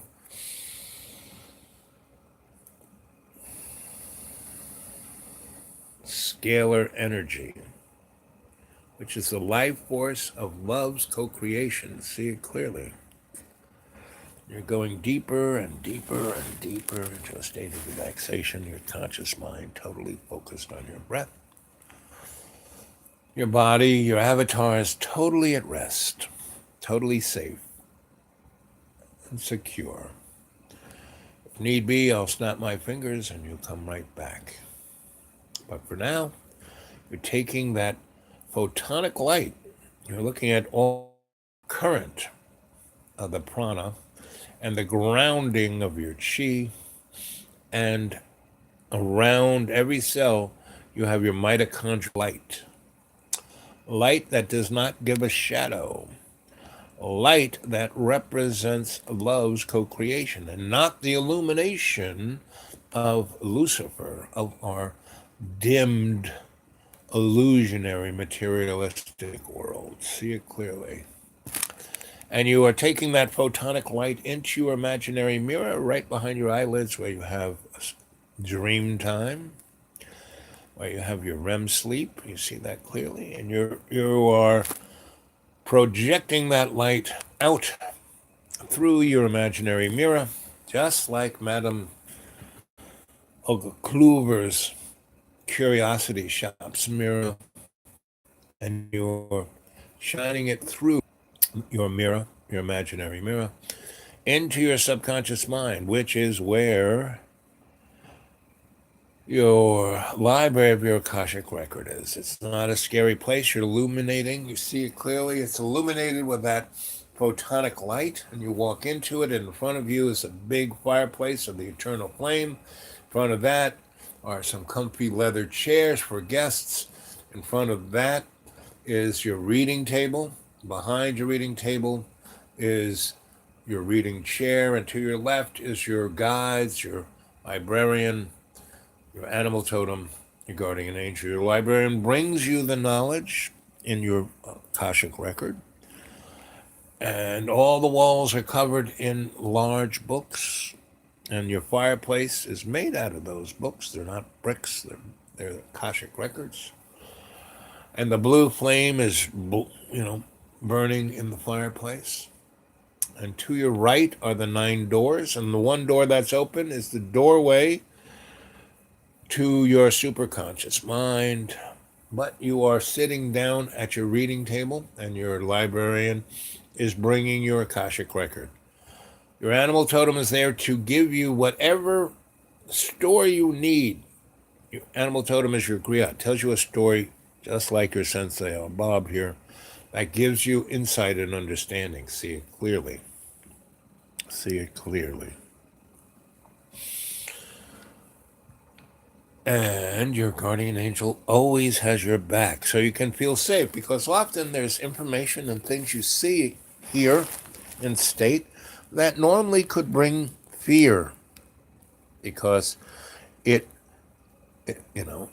kind of confronts what the illusion of your material world is, because it represents love's co-creation. So that's, if you allowed yourself to be the meat puppet in your Akashic record, you could be scared out of your wits. But your guardian angel is always there to protect you, so you can suspend your disbelief, and you can use your Akashic record to understand, and you can bring forth your ability to ascend to your your consciousness's free will, where you can then be at, because the word God with from the Sumerian means demon. Words were given to us to keep us under a spell. Before the Tower of Babel, we were all telepathic. We could all read each other's minds. There was no lying, cheating, or stealing, because we understood and saw everyone for who and what they were. And we were all our relations. We were all part of that great link. See it clearly.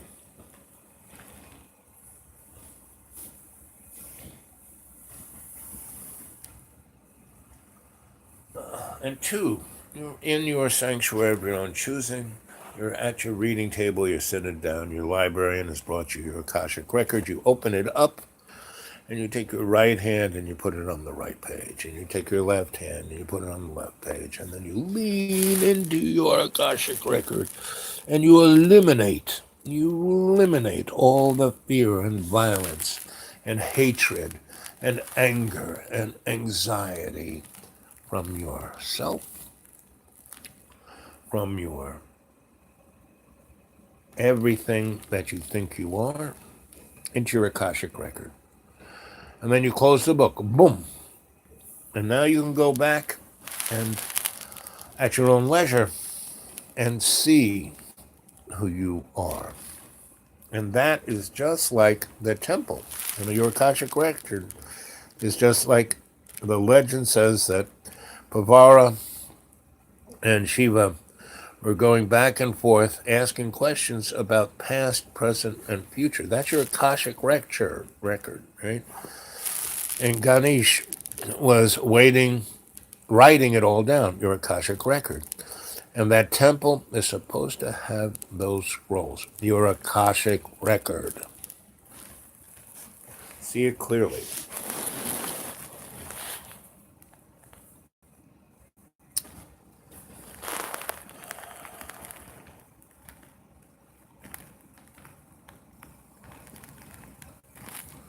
Yes, just like how you run your fingers along the Akashic record, the gold leaf, it's like a mouse going through all the documents of past, present, and future.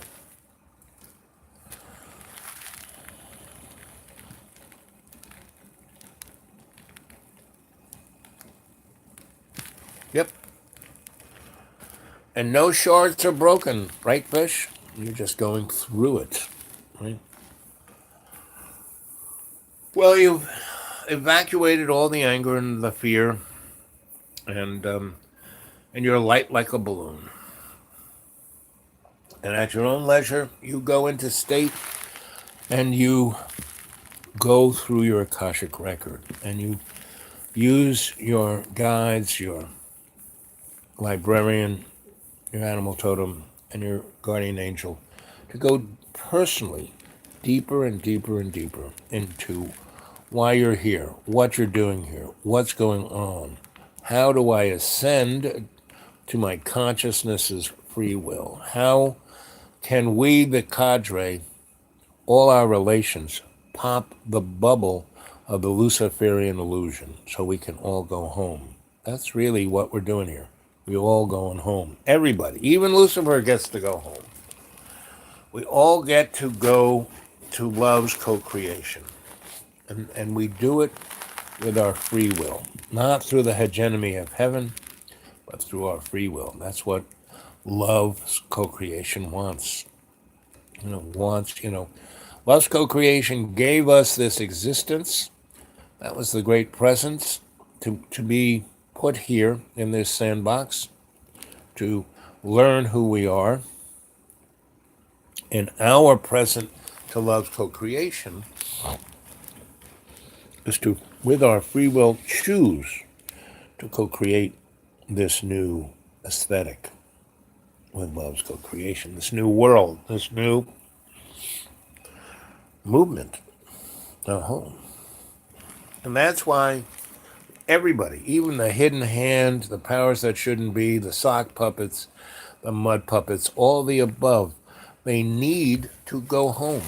They are part of, even though they see humanity, all our relations as useless eaters, they are part of all our relations. They have to be forgiven, just like we have to forgive ourselves. To in every day and every way and take the piece of the earth and make it stronger. Our Father who art in heaven, hallowed be thy name, thy kingdom come, thy will be done on earth as in heaven. Give us this day our daily bread, and forgive us our trespasses, as we forgive those who trespass against us. And lead us not into temptation, but deliver us from evil, as it was in the beginning, is now, ever shall be, world without amen. Hail Mary, full of grace, the Lord is with thee. Blessed art thou amongst women, and blessed is the fruit of thy womb, Jesus. Holy Mary, Mother of God, pray for our sinners now and the hour of our death. Amen. Hear my prayer. Let love's co-creation make us all stronger to, in every day and every way, take that piece of the earth and make it stronger. For all our relations, a home. And now you're floating up. You're just, you feel so good. You've taken all that anger, all that fear, all that anxiety, and let it go. And it's getting easier and easier to do this. And as you float up, you float over to the shortcut to your lodge in our house of the Oracle of Delphi, where it says over our front door, know thyself for all who pass through these doors. And you all go into your lodge, where you sit down with your lodge guide, and you have a cup of tea made from the first, second, and third pots from the old crone's kitchen. And you become strong, you become intellectually sharp, and you become multi-dimensional, not restricted to that XY coordinate. You are now a scalar being. So you walk from your sitting room, through your dining room, out onto the patio, down the steps into your garden. You walk over to the Tree of Knowledge and the pond of the Great Lake. And you walk into the pond, and the water is so warm, and it's salty. You didn't expect that. And you start swimming. And it's a little pond, but you swim, and you swim, and you swim, and you swim towards this clock. It's red, it's blue, it's a haze. But to enter it, you are given this feeling of darkness through a gray light. And in front of you is a brighter light, a light that is photonic. There are no shadows. Where you're swimming, it's gray and dark, and there are shadows everywhere. It's still salty. And I want you to roll over on your back, and you float without any problems. It's so salty, you float on top of the water. So you go, and you dive down, and it gets really darker and darker, and you don't hit bottom. And you pop back up, and you're on top of the water again, and you stand up, and you walk on the water. Just like Jesus did. Yeah. And you walk, then you skip, then you jump, and then you run. And you run towards that bright light. And it gets closer and closer and closer. And you run, and then you're on a beach. And the sun is bright, bright, photonic light. And you look down, and there are no shadows anywhere. And there is this big hill, big cliff of rock. And the water is just lapping up on the beach, and there's a path that goes up and around the side of the big rock, and you kind of start jogging up that rock, and you look down, and you are naked. You're not wearing the clothes you were wearing when you went into your Akashic record. You're naked. Right? And you look down and you see that you're a female. And if you're a female, well, that's the female you know. Well, if you're a guy, you're looking down and you're a female. You got no external junk, and you got these little knobs on your chest, and you are just going, this is interesting. And you come up, and you come up to it. It looks like a temple. And you walk up to the temple, and inside the temple, there are all these other women.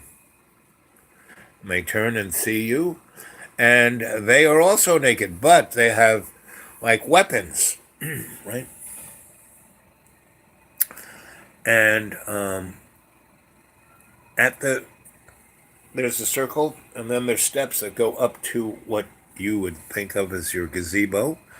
And up there's a chair, and there is a woman, the most beautiful of all the women, is up there, and wearing a crown. And as she steps up, this kind of toga white silk gown falls upon her, and then you look around, it falls upon everyone else, yourself included. And now you're covered in a beautiful silk kind of toga-esque gown. And one of your breasts is uncovered, the other is covered. And you walk up, and you stand around, you walk up the steps, and you stand around the queen. And she asks you to sit, and you sit down, and she tells you a story. She tells you the story of where women come from. And she said that in the beginning, when all things were dark, and all things were dark because every color of photonic light came together to make the hegemony of heaven's darkness. But there were other creatures that weren't angels, and some of them had a consciousness, others just had a process, others had a consciousness and self-awareness, and some had consciousness, self-awareness, and a free will. And the only creatures at that time, while heaven's hegemony still ruled, that had a free will were women. Women were the only that had a free will. And they lived eternally. They didn't have a limited life warrant, whereas as most of the creatures did. Even the angels had they lived for a really, really, really, really, really, really, really, really, really long period, but there was no time. There was no linear time that you could mark it off. But not all the creatures were always there. Some weren't. And they kind of had a limited warranty. But women were the only creatures that had conscious, self-awareness, and a free will. And they were there to co-create with love. They were the only creatures that co-created with love because they had a free will. Everyone else was, signed down to the contract of the process of the hegemony of heaven. And because women were there before the hegemony of heaven, They were there before the angels. So the angels, that's all they knew. So it wasn't like a big threat or really important. But they were in charge of heaven. So they thought heaven was all there really was. And this other stuff that the great creator, love's co-creation, did with women was, a process, but a more mysterious process. They didn't understand the process. They didn't know what the process was, but, it was okay because they were there before the angels were, and they were not seemingly a threat. They didn't really want to control heaven or even be part of heaven, you know. And then what happened was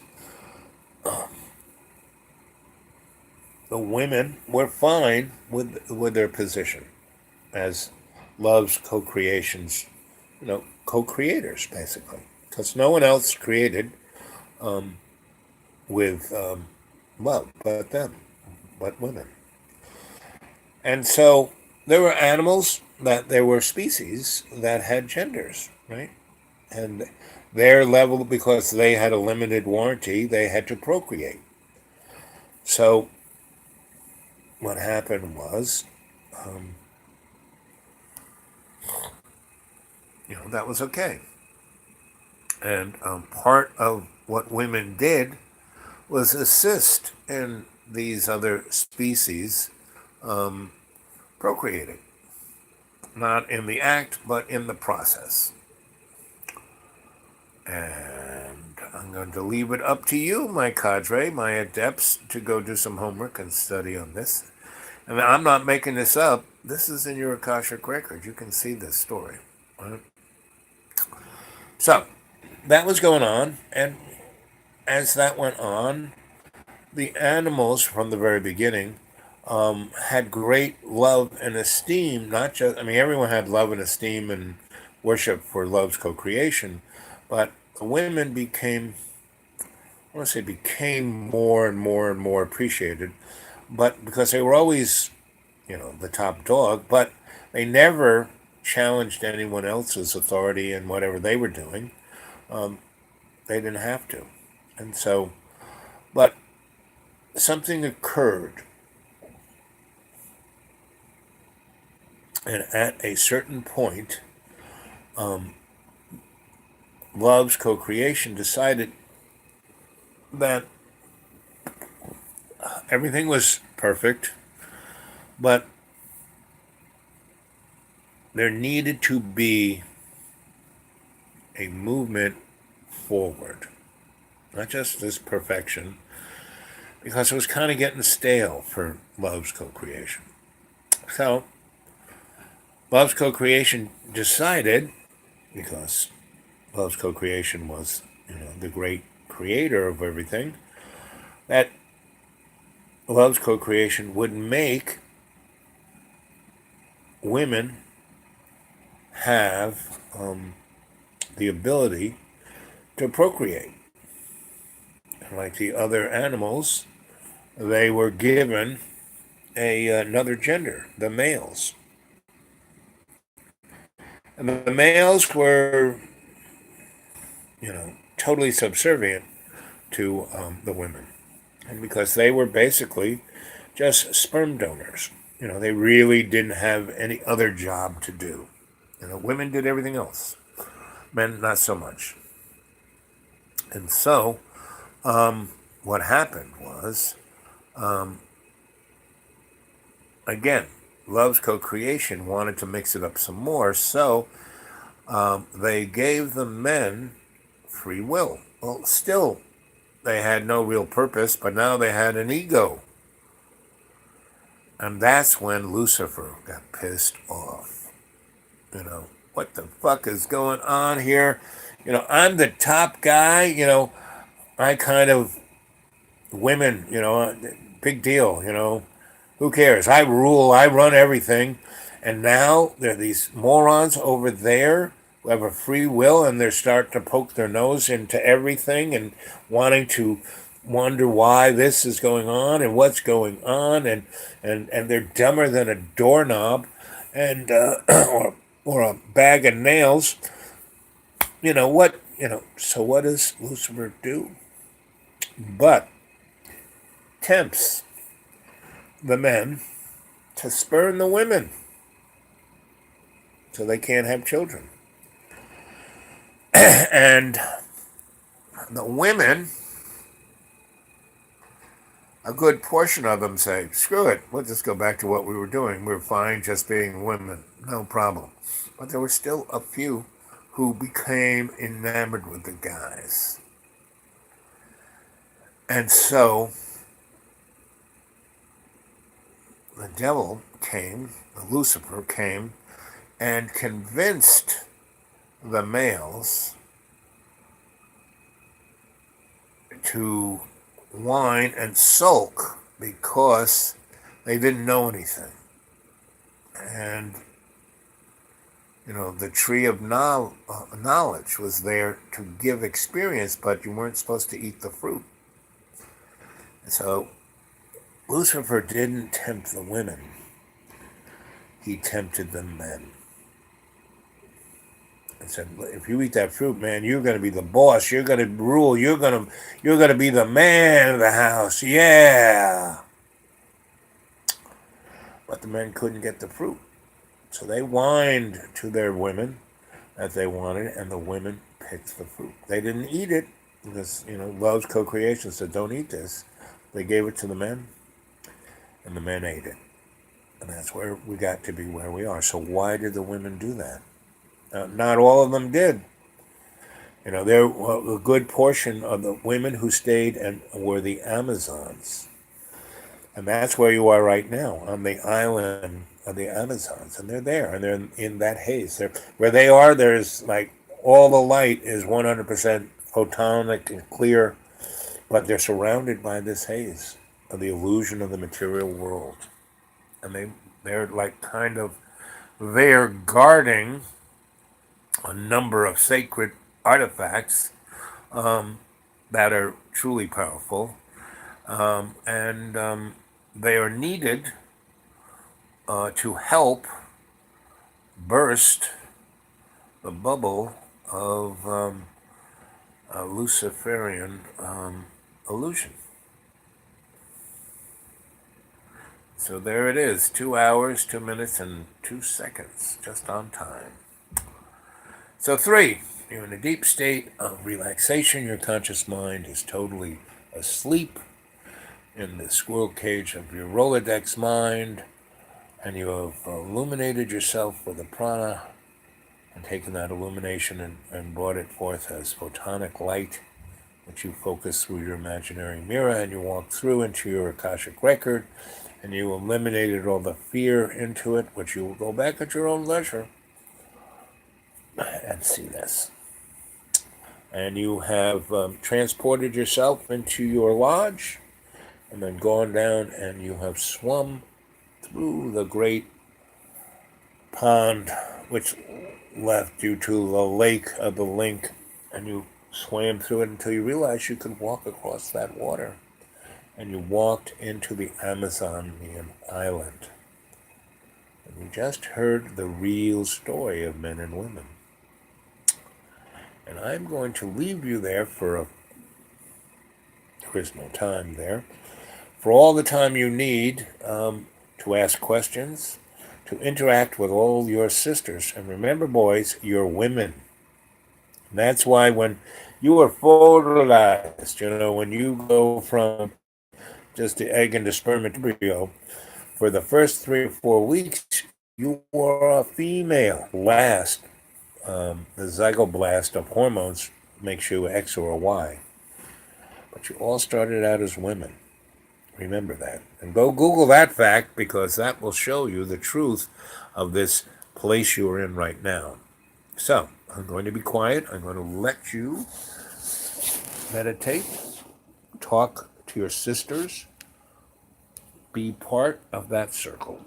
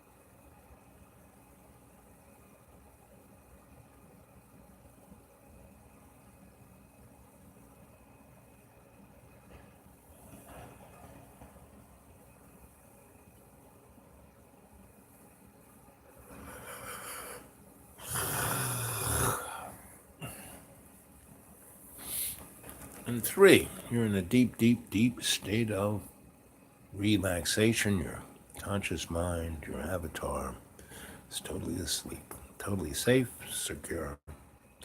You've illuminated yourself and you've taken that white light, that prana, and turned it into photonic light and shined it through your imaginary mirror into your subconscious, your Akashic record. You have evacuated all the anger and fear out of your body, and you become light. And you've gone through the shortcut into your lodge, and you've walked through your lodge after having a cup of tea with your lodge guide. Gone into your garden, you walked into the pond and started to swim, and you ended up into the lake of the lake. And then you realized that you could walk across that water, and you walked across it through the haze of the illusion of Lucifer, out into the light of love's co-creation, that protonic light, and you walked onto the beach of the island of your sisters. And all of you now find yourself as women, and you've heard the true story of what happened with men and women. See it clearly. From this point on, when you come back, whatever your avatar is, you will remember that you are a woman first, and that you men will treat your women like your sisters, and you will love them and adore them. And women, you will love your men and adore them like they're your sisters. And your balance of your genders will be closer to that of love's co-creation. See it clearly.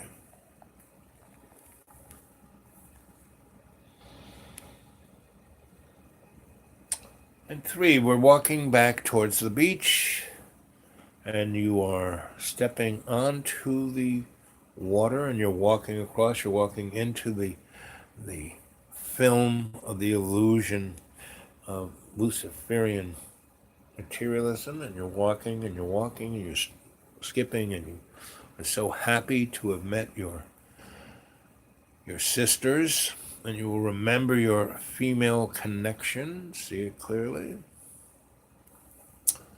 And now you're walking out of your pond into your garden and up to your patio and into your dining room, your sitting room, and now you're going through the shortcut into your Akashic record. You walk over to your guides and you bow, and there's your librarian, your animal totem, your guardian angel, and your large guide. See them. You bow. And now, 2, you're walking from your Akashic record through your imaginary mirror, and you're in that photonic light, and you feel healed and light and joyous, balanced. You feel your feminine side, your masculine side. You no longer will use that as an excuse. It's no longer me too. It's so say we all. Oh. And 1, you're coming back into your avatar. I'm going to say 2 more times, and I'm going to snap my fingers, and you'll be right back here. And you're going to tell your sensei what you thought of that. Remember, you're not separate. You're not the other. You're not a slave to the luciferian illusion of the patriarchy or the matriarchy. You are human beings. You are all our relations. You are adepts of the cadre, voices that sing together in the chorus, and you are all shock troops of love's co-creation. No longer will you let anyone get over on you, tell you what to do, because you don't have to. You don't have to fight back. You're just not there. See it clearly. Remember to step and sweep. Step and sweep. I urge all of you to go find a good hambu, a good place to study Tai Chi or Qigong. Just those two.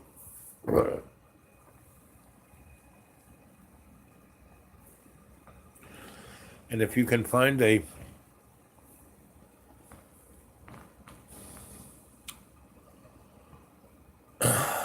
teacher who will teach you the jujitsu of the soul, well, there's one martial arts that you can learn. But first, you're going to have to go study with someone to teach you Tai Chi and Qigong. And if you want, this spring is coming up quick.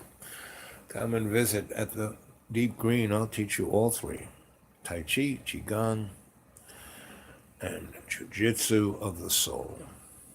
And one, you're back totally in your body, you're breathing, your eyes are opening, you're seeing your surroundings. And one, you're back there completely. See it clearly. Well, gang, what'd you think?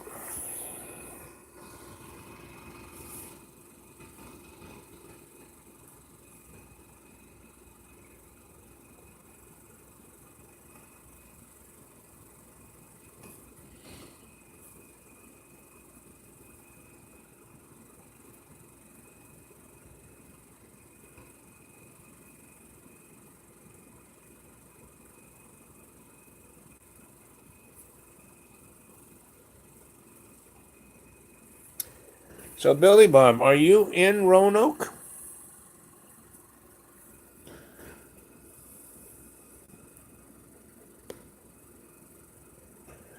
And if you are, let's meet up.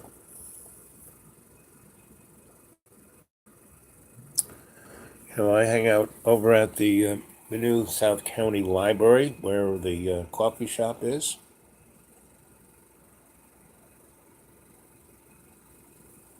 Making me feel kind of mulling over emotions. Yeah, well, that's good. It's good to mull over those emotions rather than letting them get a hold of you. Huskies. Oh, you got your huskies in Roanoke. Okay. Guess you knew where that breakfast spot is. Which is okay. I like that place, on a Saturday. Early in the morning before the crowd gets in, because they make omelets. And that's okay. But otherwise, their food is, a step up above McDonald's, just a little step. But if you want to go have breakfast in Roanoke, there's always Famous Anthony's, which is about 3 steps above that, is the Roanoke. That is, she thought you went to heaven. So if you ever come back to Roanoke, Billy, let's meet up there on a Sunday, and you can take me to Sunday brunch, because that's $1 worth well spent.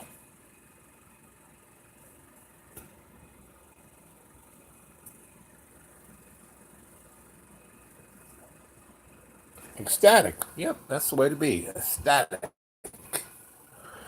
Well, when you realize that you're a woman, I would say that's pretty ecstatic, And that when you realize that everyone's your freaking sister, that's when all the bad girl shit goes away, When everyone's your sister, you're not going to treat everyone like shit. Yeah, they got good mimosas and they got great Irish whiskey and tremendous coffee. But the food is the bomb, the best. So, next time you're in Roanoke, give me a heads up before you show up. And, Let's go there. And then there's a couple of there's this one place called the Shenandoah Restaurant on Shenandoah Avenue, which is Cheers meets Archie Bunker meets Sanford and Son. It is Emery and Ivory, Ebony and Ivory. Yes.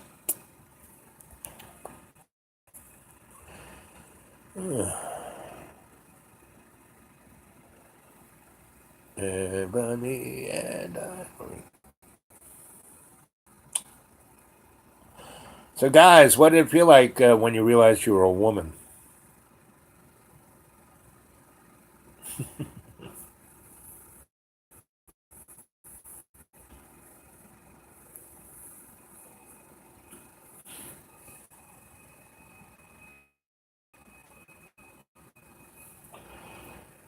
I worked for I worked with oh this I don't even know how to explain it. It wasn't a hospital, but it dealt with people's neuroses and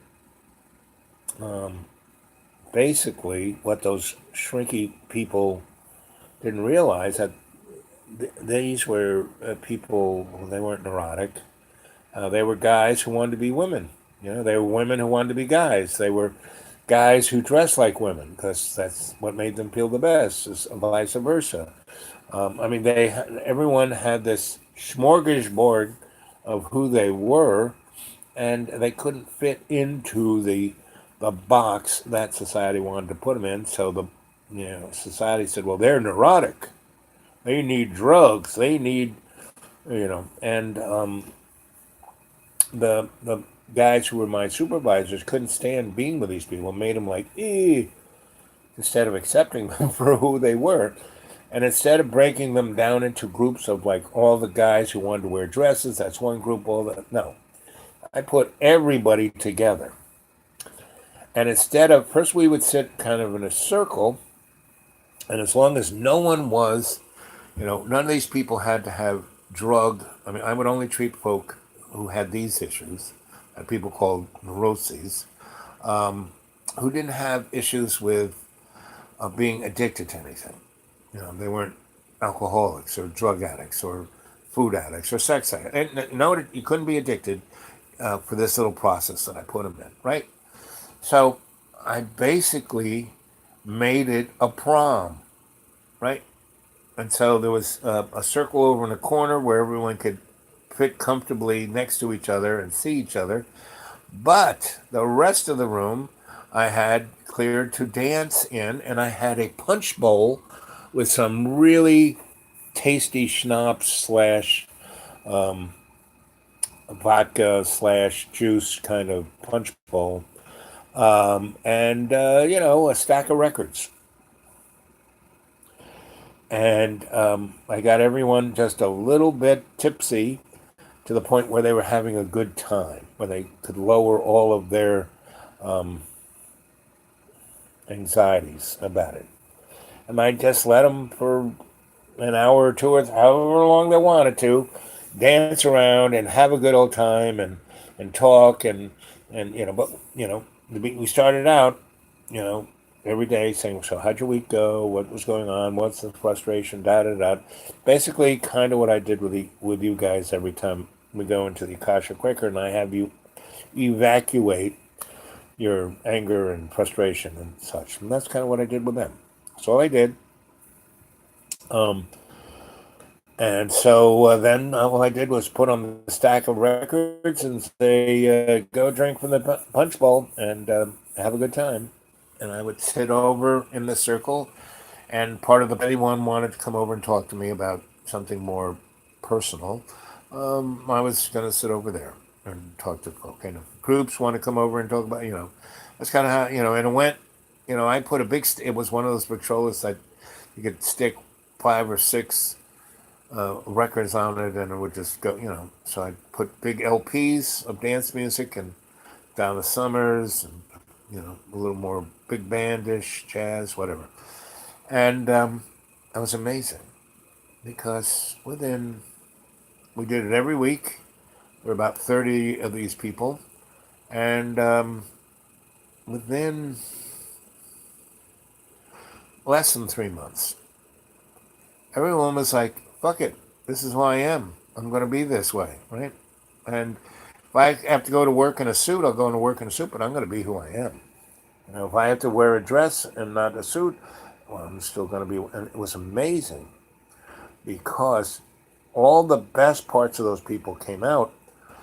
And even though it freaked their co-workers and their employers out to begin with, they ended up being the best employee, you know, and made their office or shop or whatever hum like a top. And you would think that after that kind of success, the morons that I worked for um, would say, "Wow, we can really make some money off of this," because these people paid them, after the first week, they would pay them anything to come back and have that experience. And then once the 3 months or so, they felt like, wow, this is who I am. I feel, right? And, well, no, the employer said, how are we supposed to write that up on the insurance form? We're getting paid X amount of money from Big Pharma to dish out X amount of anxiety meds, and you just cut our. I said, well, throw them down the toilet. Anyway. So anyway, they were confronted and freaked out by that process, and they let me go. I mean, a couple of the guys who owned the thing said, that was pretty interesting, but this is a business. This is about making money, not making people well or making them fit in. I said, well, isn't that kind of against the Hippocratic Oath? And she goes, this is a business, not the Hippocratic Oath. You have the luxury of being you. I can't do that. There's 30 people who work here. I got to pay their salaries. I have kids going to college. I want to buy another Jaguar and put. I'm just in the middle of putting a swimming pool in our backyard and redoing the house. No, I don't have the freedom to do what you do. I admire you. I mean, this is only one of the owners said this, and it was a woman, right? And she had the money and the prestige, and yet the other three guys who were total morons, had their picture on the, these were the guys who owned the place. But they actually worked for her. But she was smart enough to, at least understand how to make money in this world. And she manipulated those guys, like, in the most unhealthy of ways. And it made her neurotic. So she used to come and talk to me about her neuroses. And at a certain point, I was there for 4 months, and then she said, "Dad, you got to go." And she goes, "I'm not worrying about you, buddy. You seem to land on your feet every single time." Because there was another shop that I worked at that they said, "Boy, you're really great," because they hired me to work in all the places they didn't want, the jails, the hospitals that they didn't make money at, because they were selling themselves as a nonprofit. So they had to not pay taxes. They had to do X amount of work in places where other shrinks didn't want to work in. So I did all that work, like all the shit work. But I liked it because what did I do there? I did no harm. I really learned a lot. And I had very positive outcomes with all the people I worked with. And that's, I kept sharpening up those three tools, right? And that's why I did it. And I did it for that one. I worked there 6 months about, and they said, you were great, but we are starting using you for our more well-to-do patients because you get such a great response, and people like you, but you cure them, and we want to keep them on the hook for another 20 years. That's $300 an hour. And you fix them in a matter of weeks and then turn them to have a good life? No. And so I got let go of there, and they turned me on to these other guys. And again, I didn't last very long. And that's kind of what, that's why I became a person who became a contract worker. Because even when I was, a scholar in universities, and I would be there for longer periods of time, between 6 months and a year and a half to 2 years, doing these projects. And if I wasn't being paid by somebody else outside that university, who was giving that university a lot of money to do this research in their school, which gave the school prestige. But the tenured professors, or the people wanting to be tenured professors, or people who were, um, department heads of the departments I worked in, and they felt jealous and put off, and and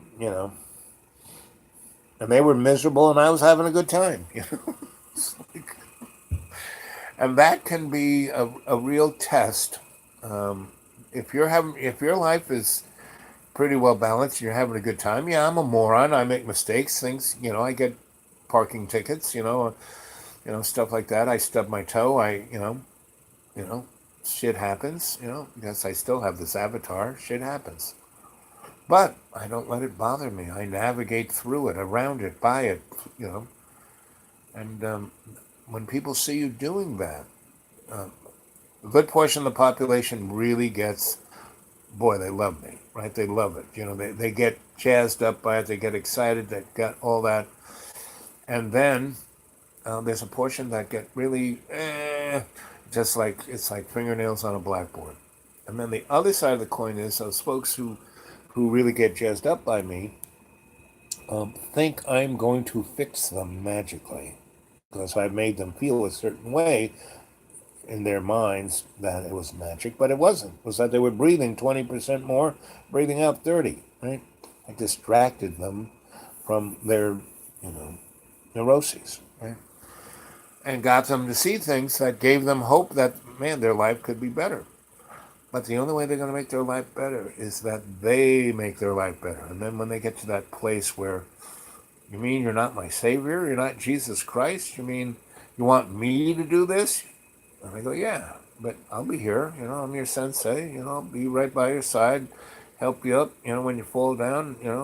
But I want to, get you to a place where you can do this yourself, and then I move on. And that pissed a lot of people off, and that's one I have. I've had a number of. That's why I don't just have. I'm looking for a real comrade in a person who I'm going to share my life with. And that's why, when I was at the university, I had loads of, romantic involvements.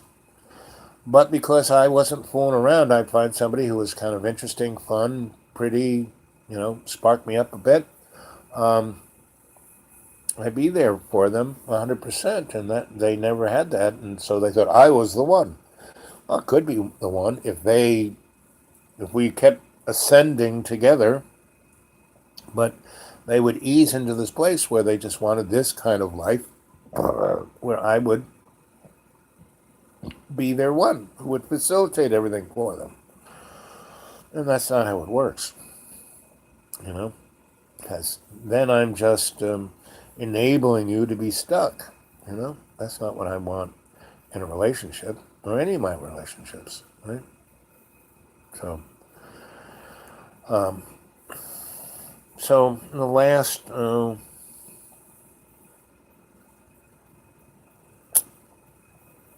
25 years or so, I just have acquaintances because I've had no one to really step up as a friend. And John, I see him as my friend, um, but he's not. He. And there's a point where, I'm not going to stick around forever because I don't want to. I want him to step up and be the best he can be. And otherwise, I'm not going to, be the guy who is an enabler. I worked in a hospital in Holtville, California, which had all the LSD childbirths. These people were 20 years old and had craziest deformities.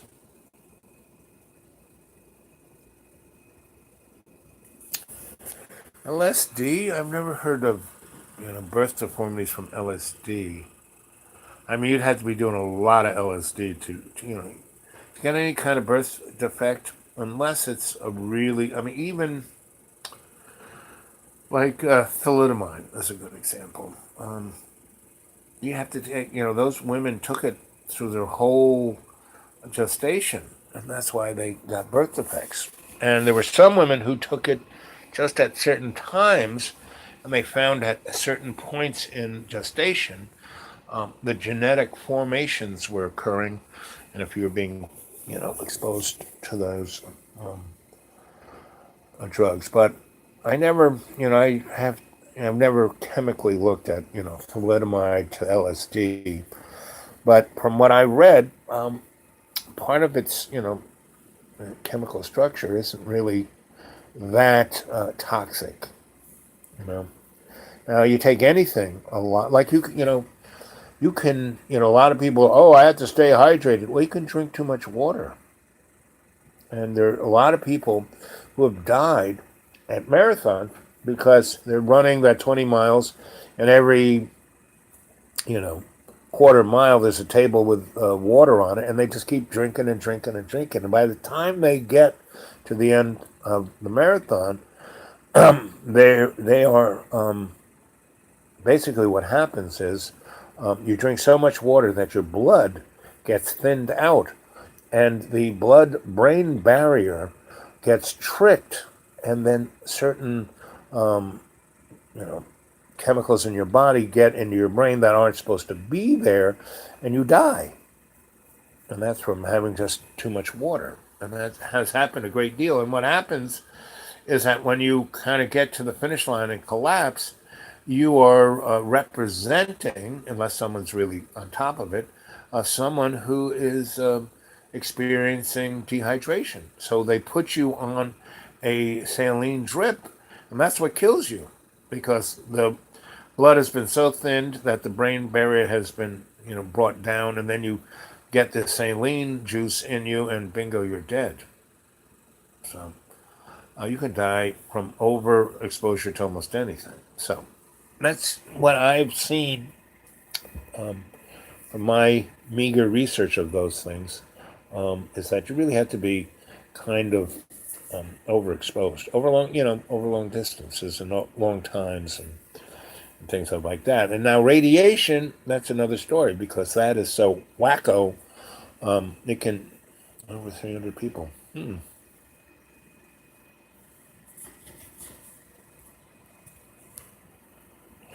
Yes, like I said, you can OD on anything. You take enough of anything. And yeah, I've met some people who were like, their whole friggin' life they've been on psychotropics, and they were totally messed up. I told you the story of my girlfriend in North Carolina who ran the Hells Angels near Fayetteville. And so she had some weird friends. And she had these two friends who had been on psychotropics and THC and meth for most of their life.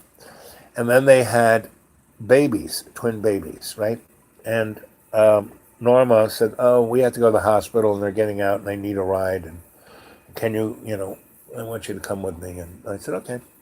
So we go there, and they are signing these people out, and they were so wacko at birth that when the nurses came in and tried to get names out of them, they were, so they waited till they were a little more coherent, and that's when we were there. And they named the babies. There was a boy and a girl. They named the boy Moonsprocket and the girl Shitbird. And the nurses, it was a Catholic hospital, and the nurse, "Oh, no, no, you can't name that." But the nun was such a bitch, such an evil person, that she was in charge. So she took her neat nunly handwriting and wrote down on the birth certificate Shitbird and Moonsprocket. Casey, little girl going to first grade, And the teacher going through the Bobby Smith, Mary Sulu, shitbird. You know. So yes, okay, I can see what you're talking about there. People totally fucked up on LSD. That was the two. Yep, you can OD on bananas. Yep. Over 300 people. Wow, that's pretty amazing. I'll have to do the homework on. Anyway, so anyways, back. Um, uh,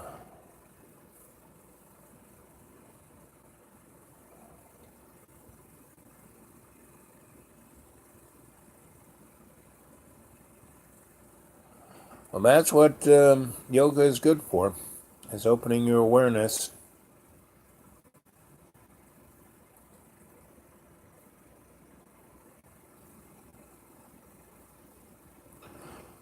Exactly, divine fish. I am a woman. How much more is there to me? Yep, yep, yep.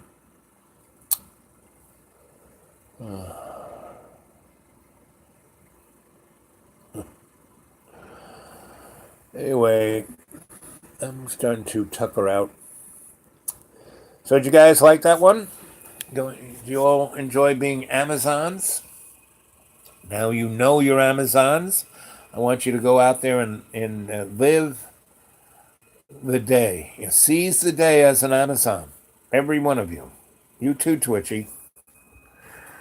All of you. Right? Billy, the whole gang. Dragon, Fish. Whoops. Oh, look at that. There it is. 2 hours, 38 minutes, and 38 seconds. Okay. So I'm going to say goodnight.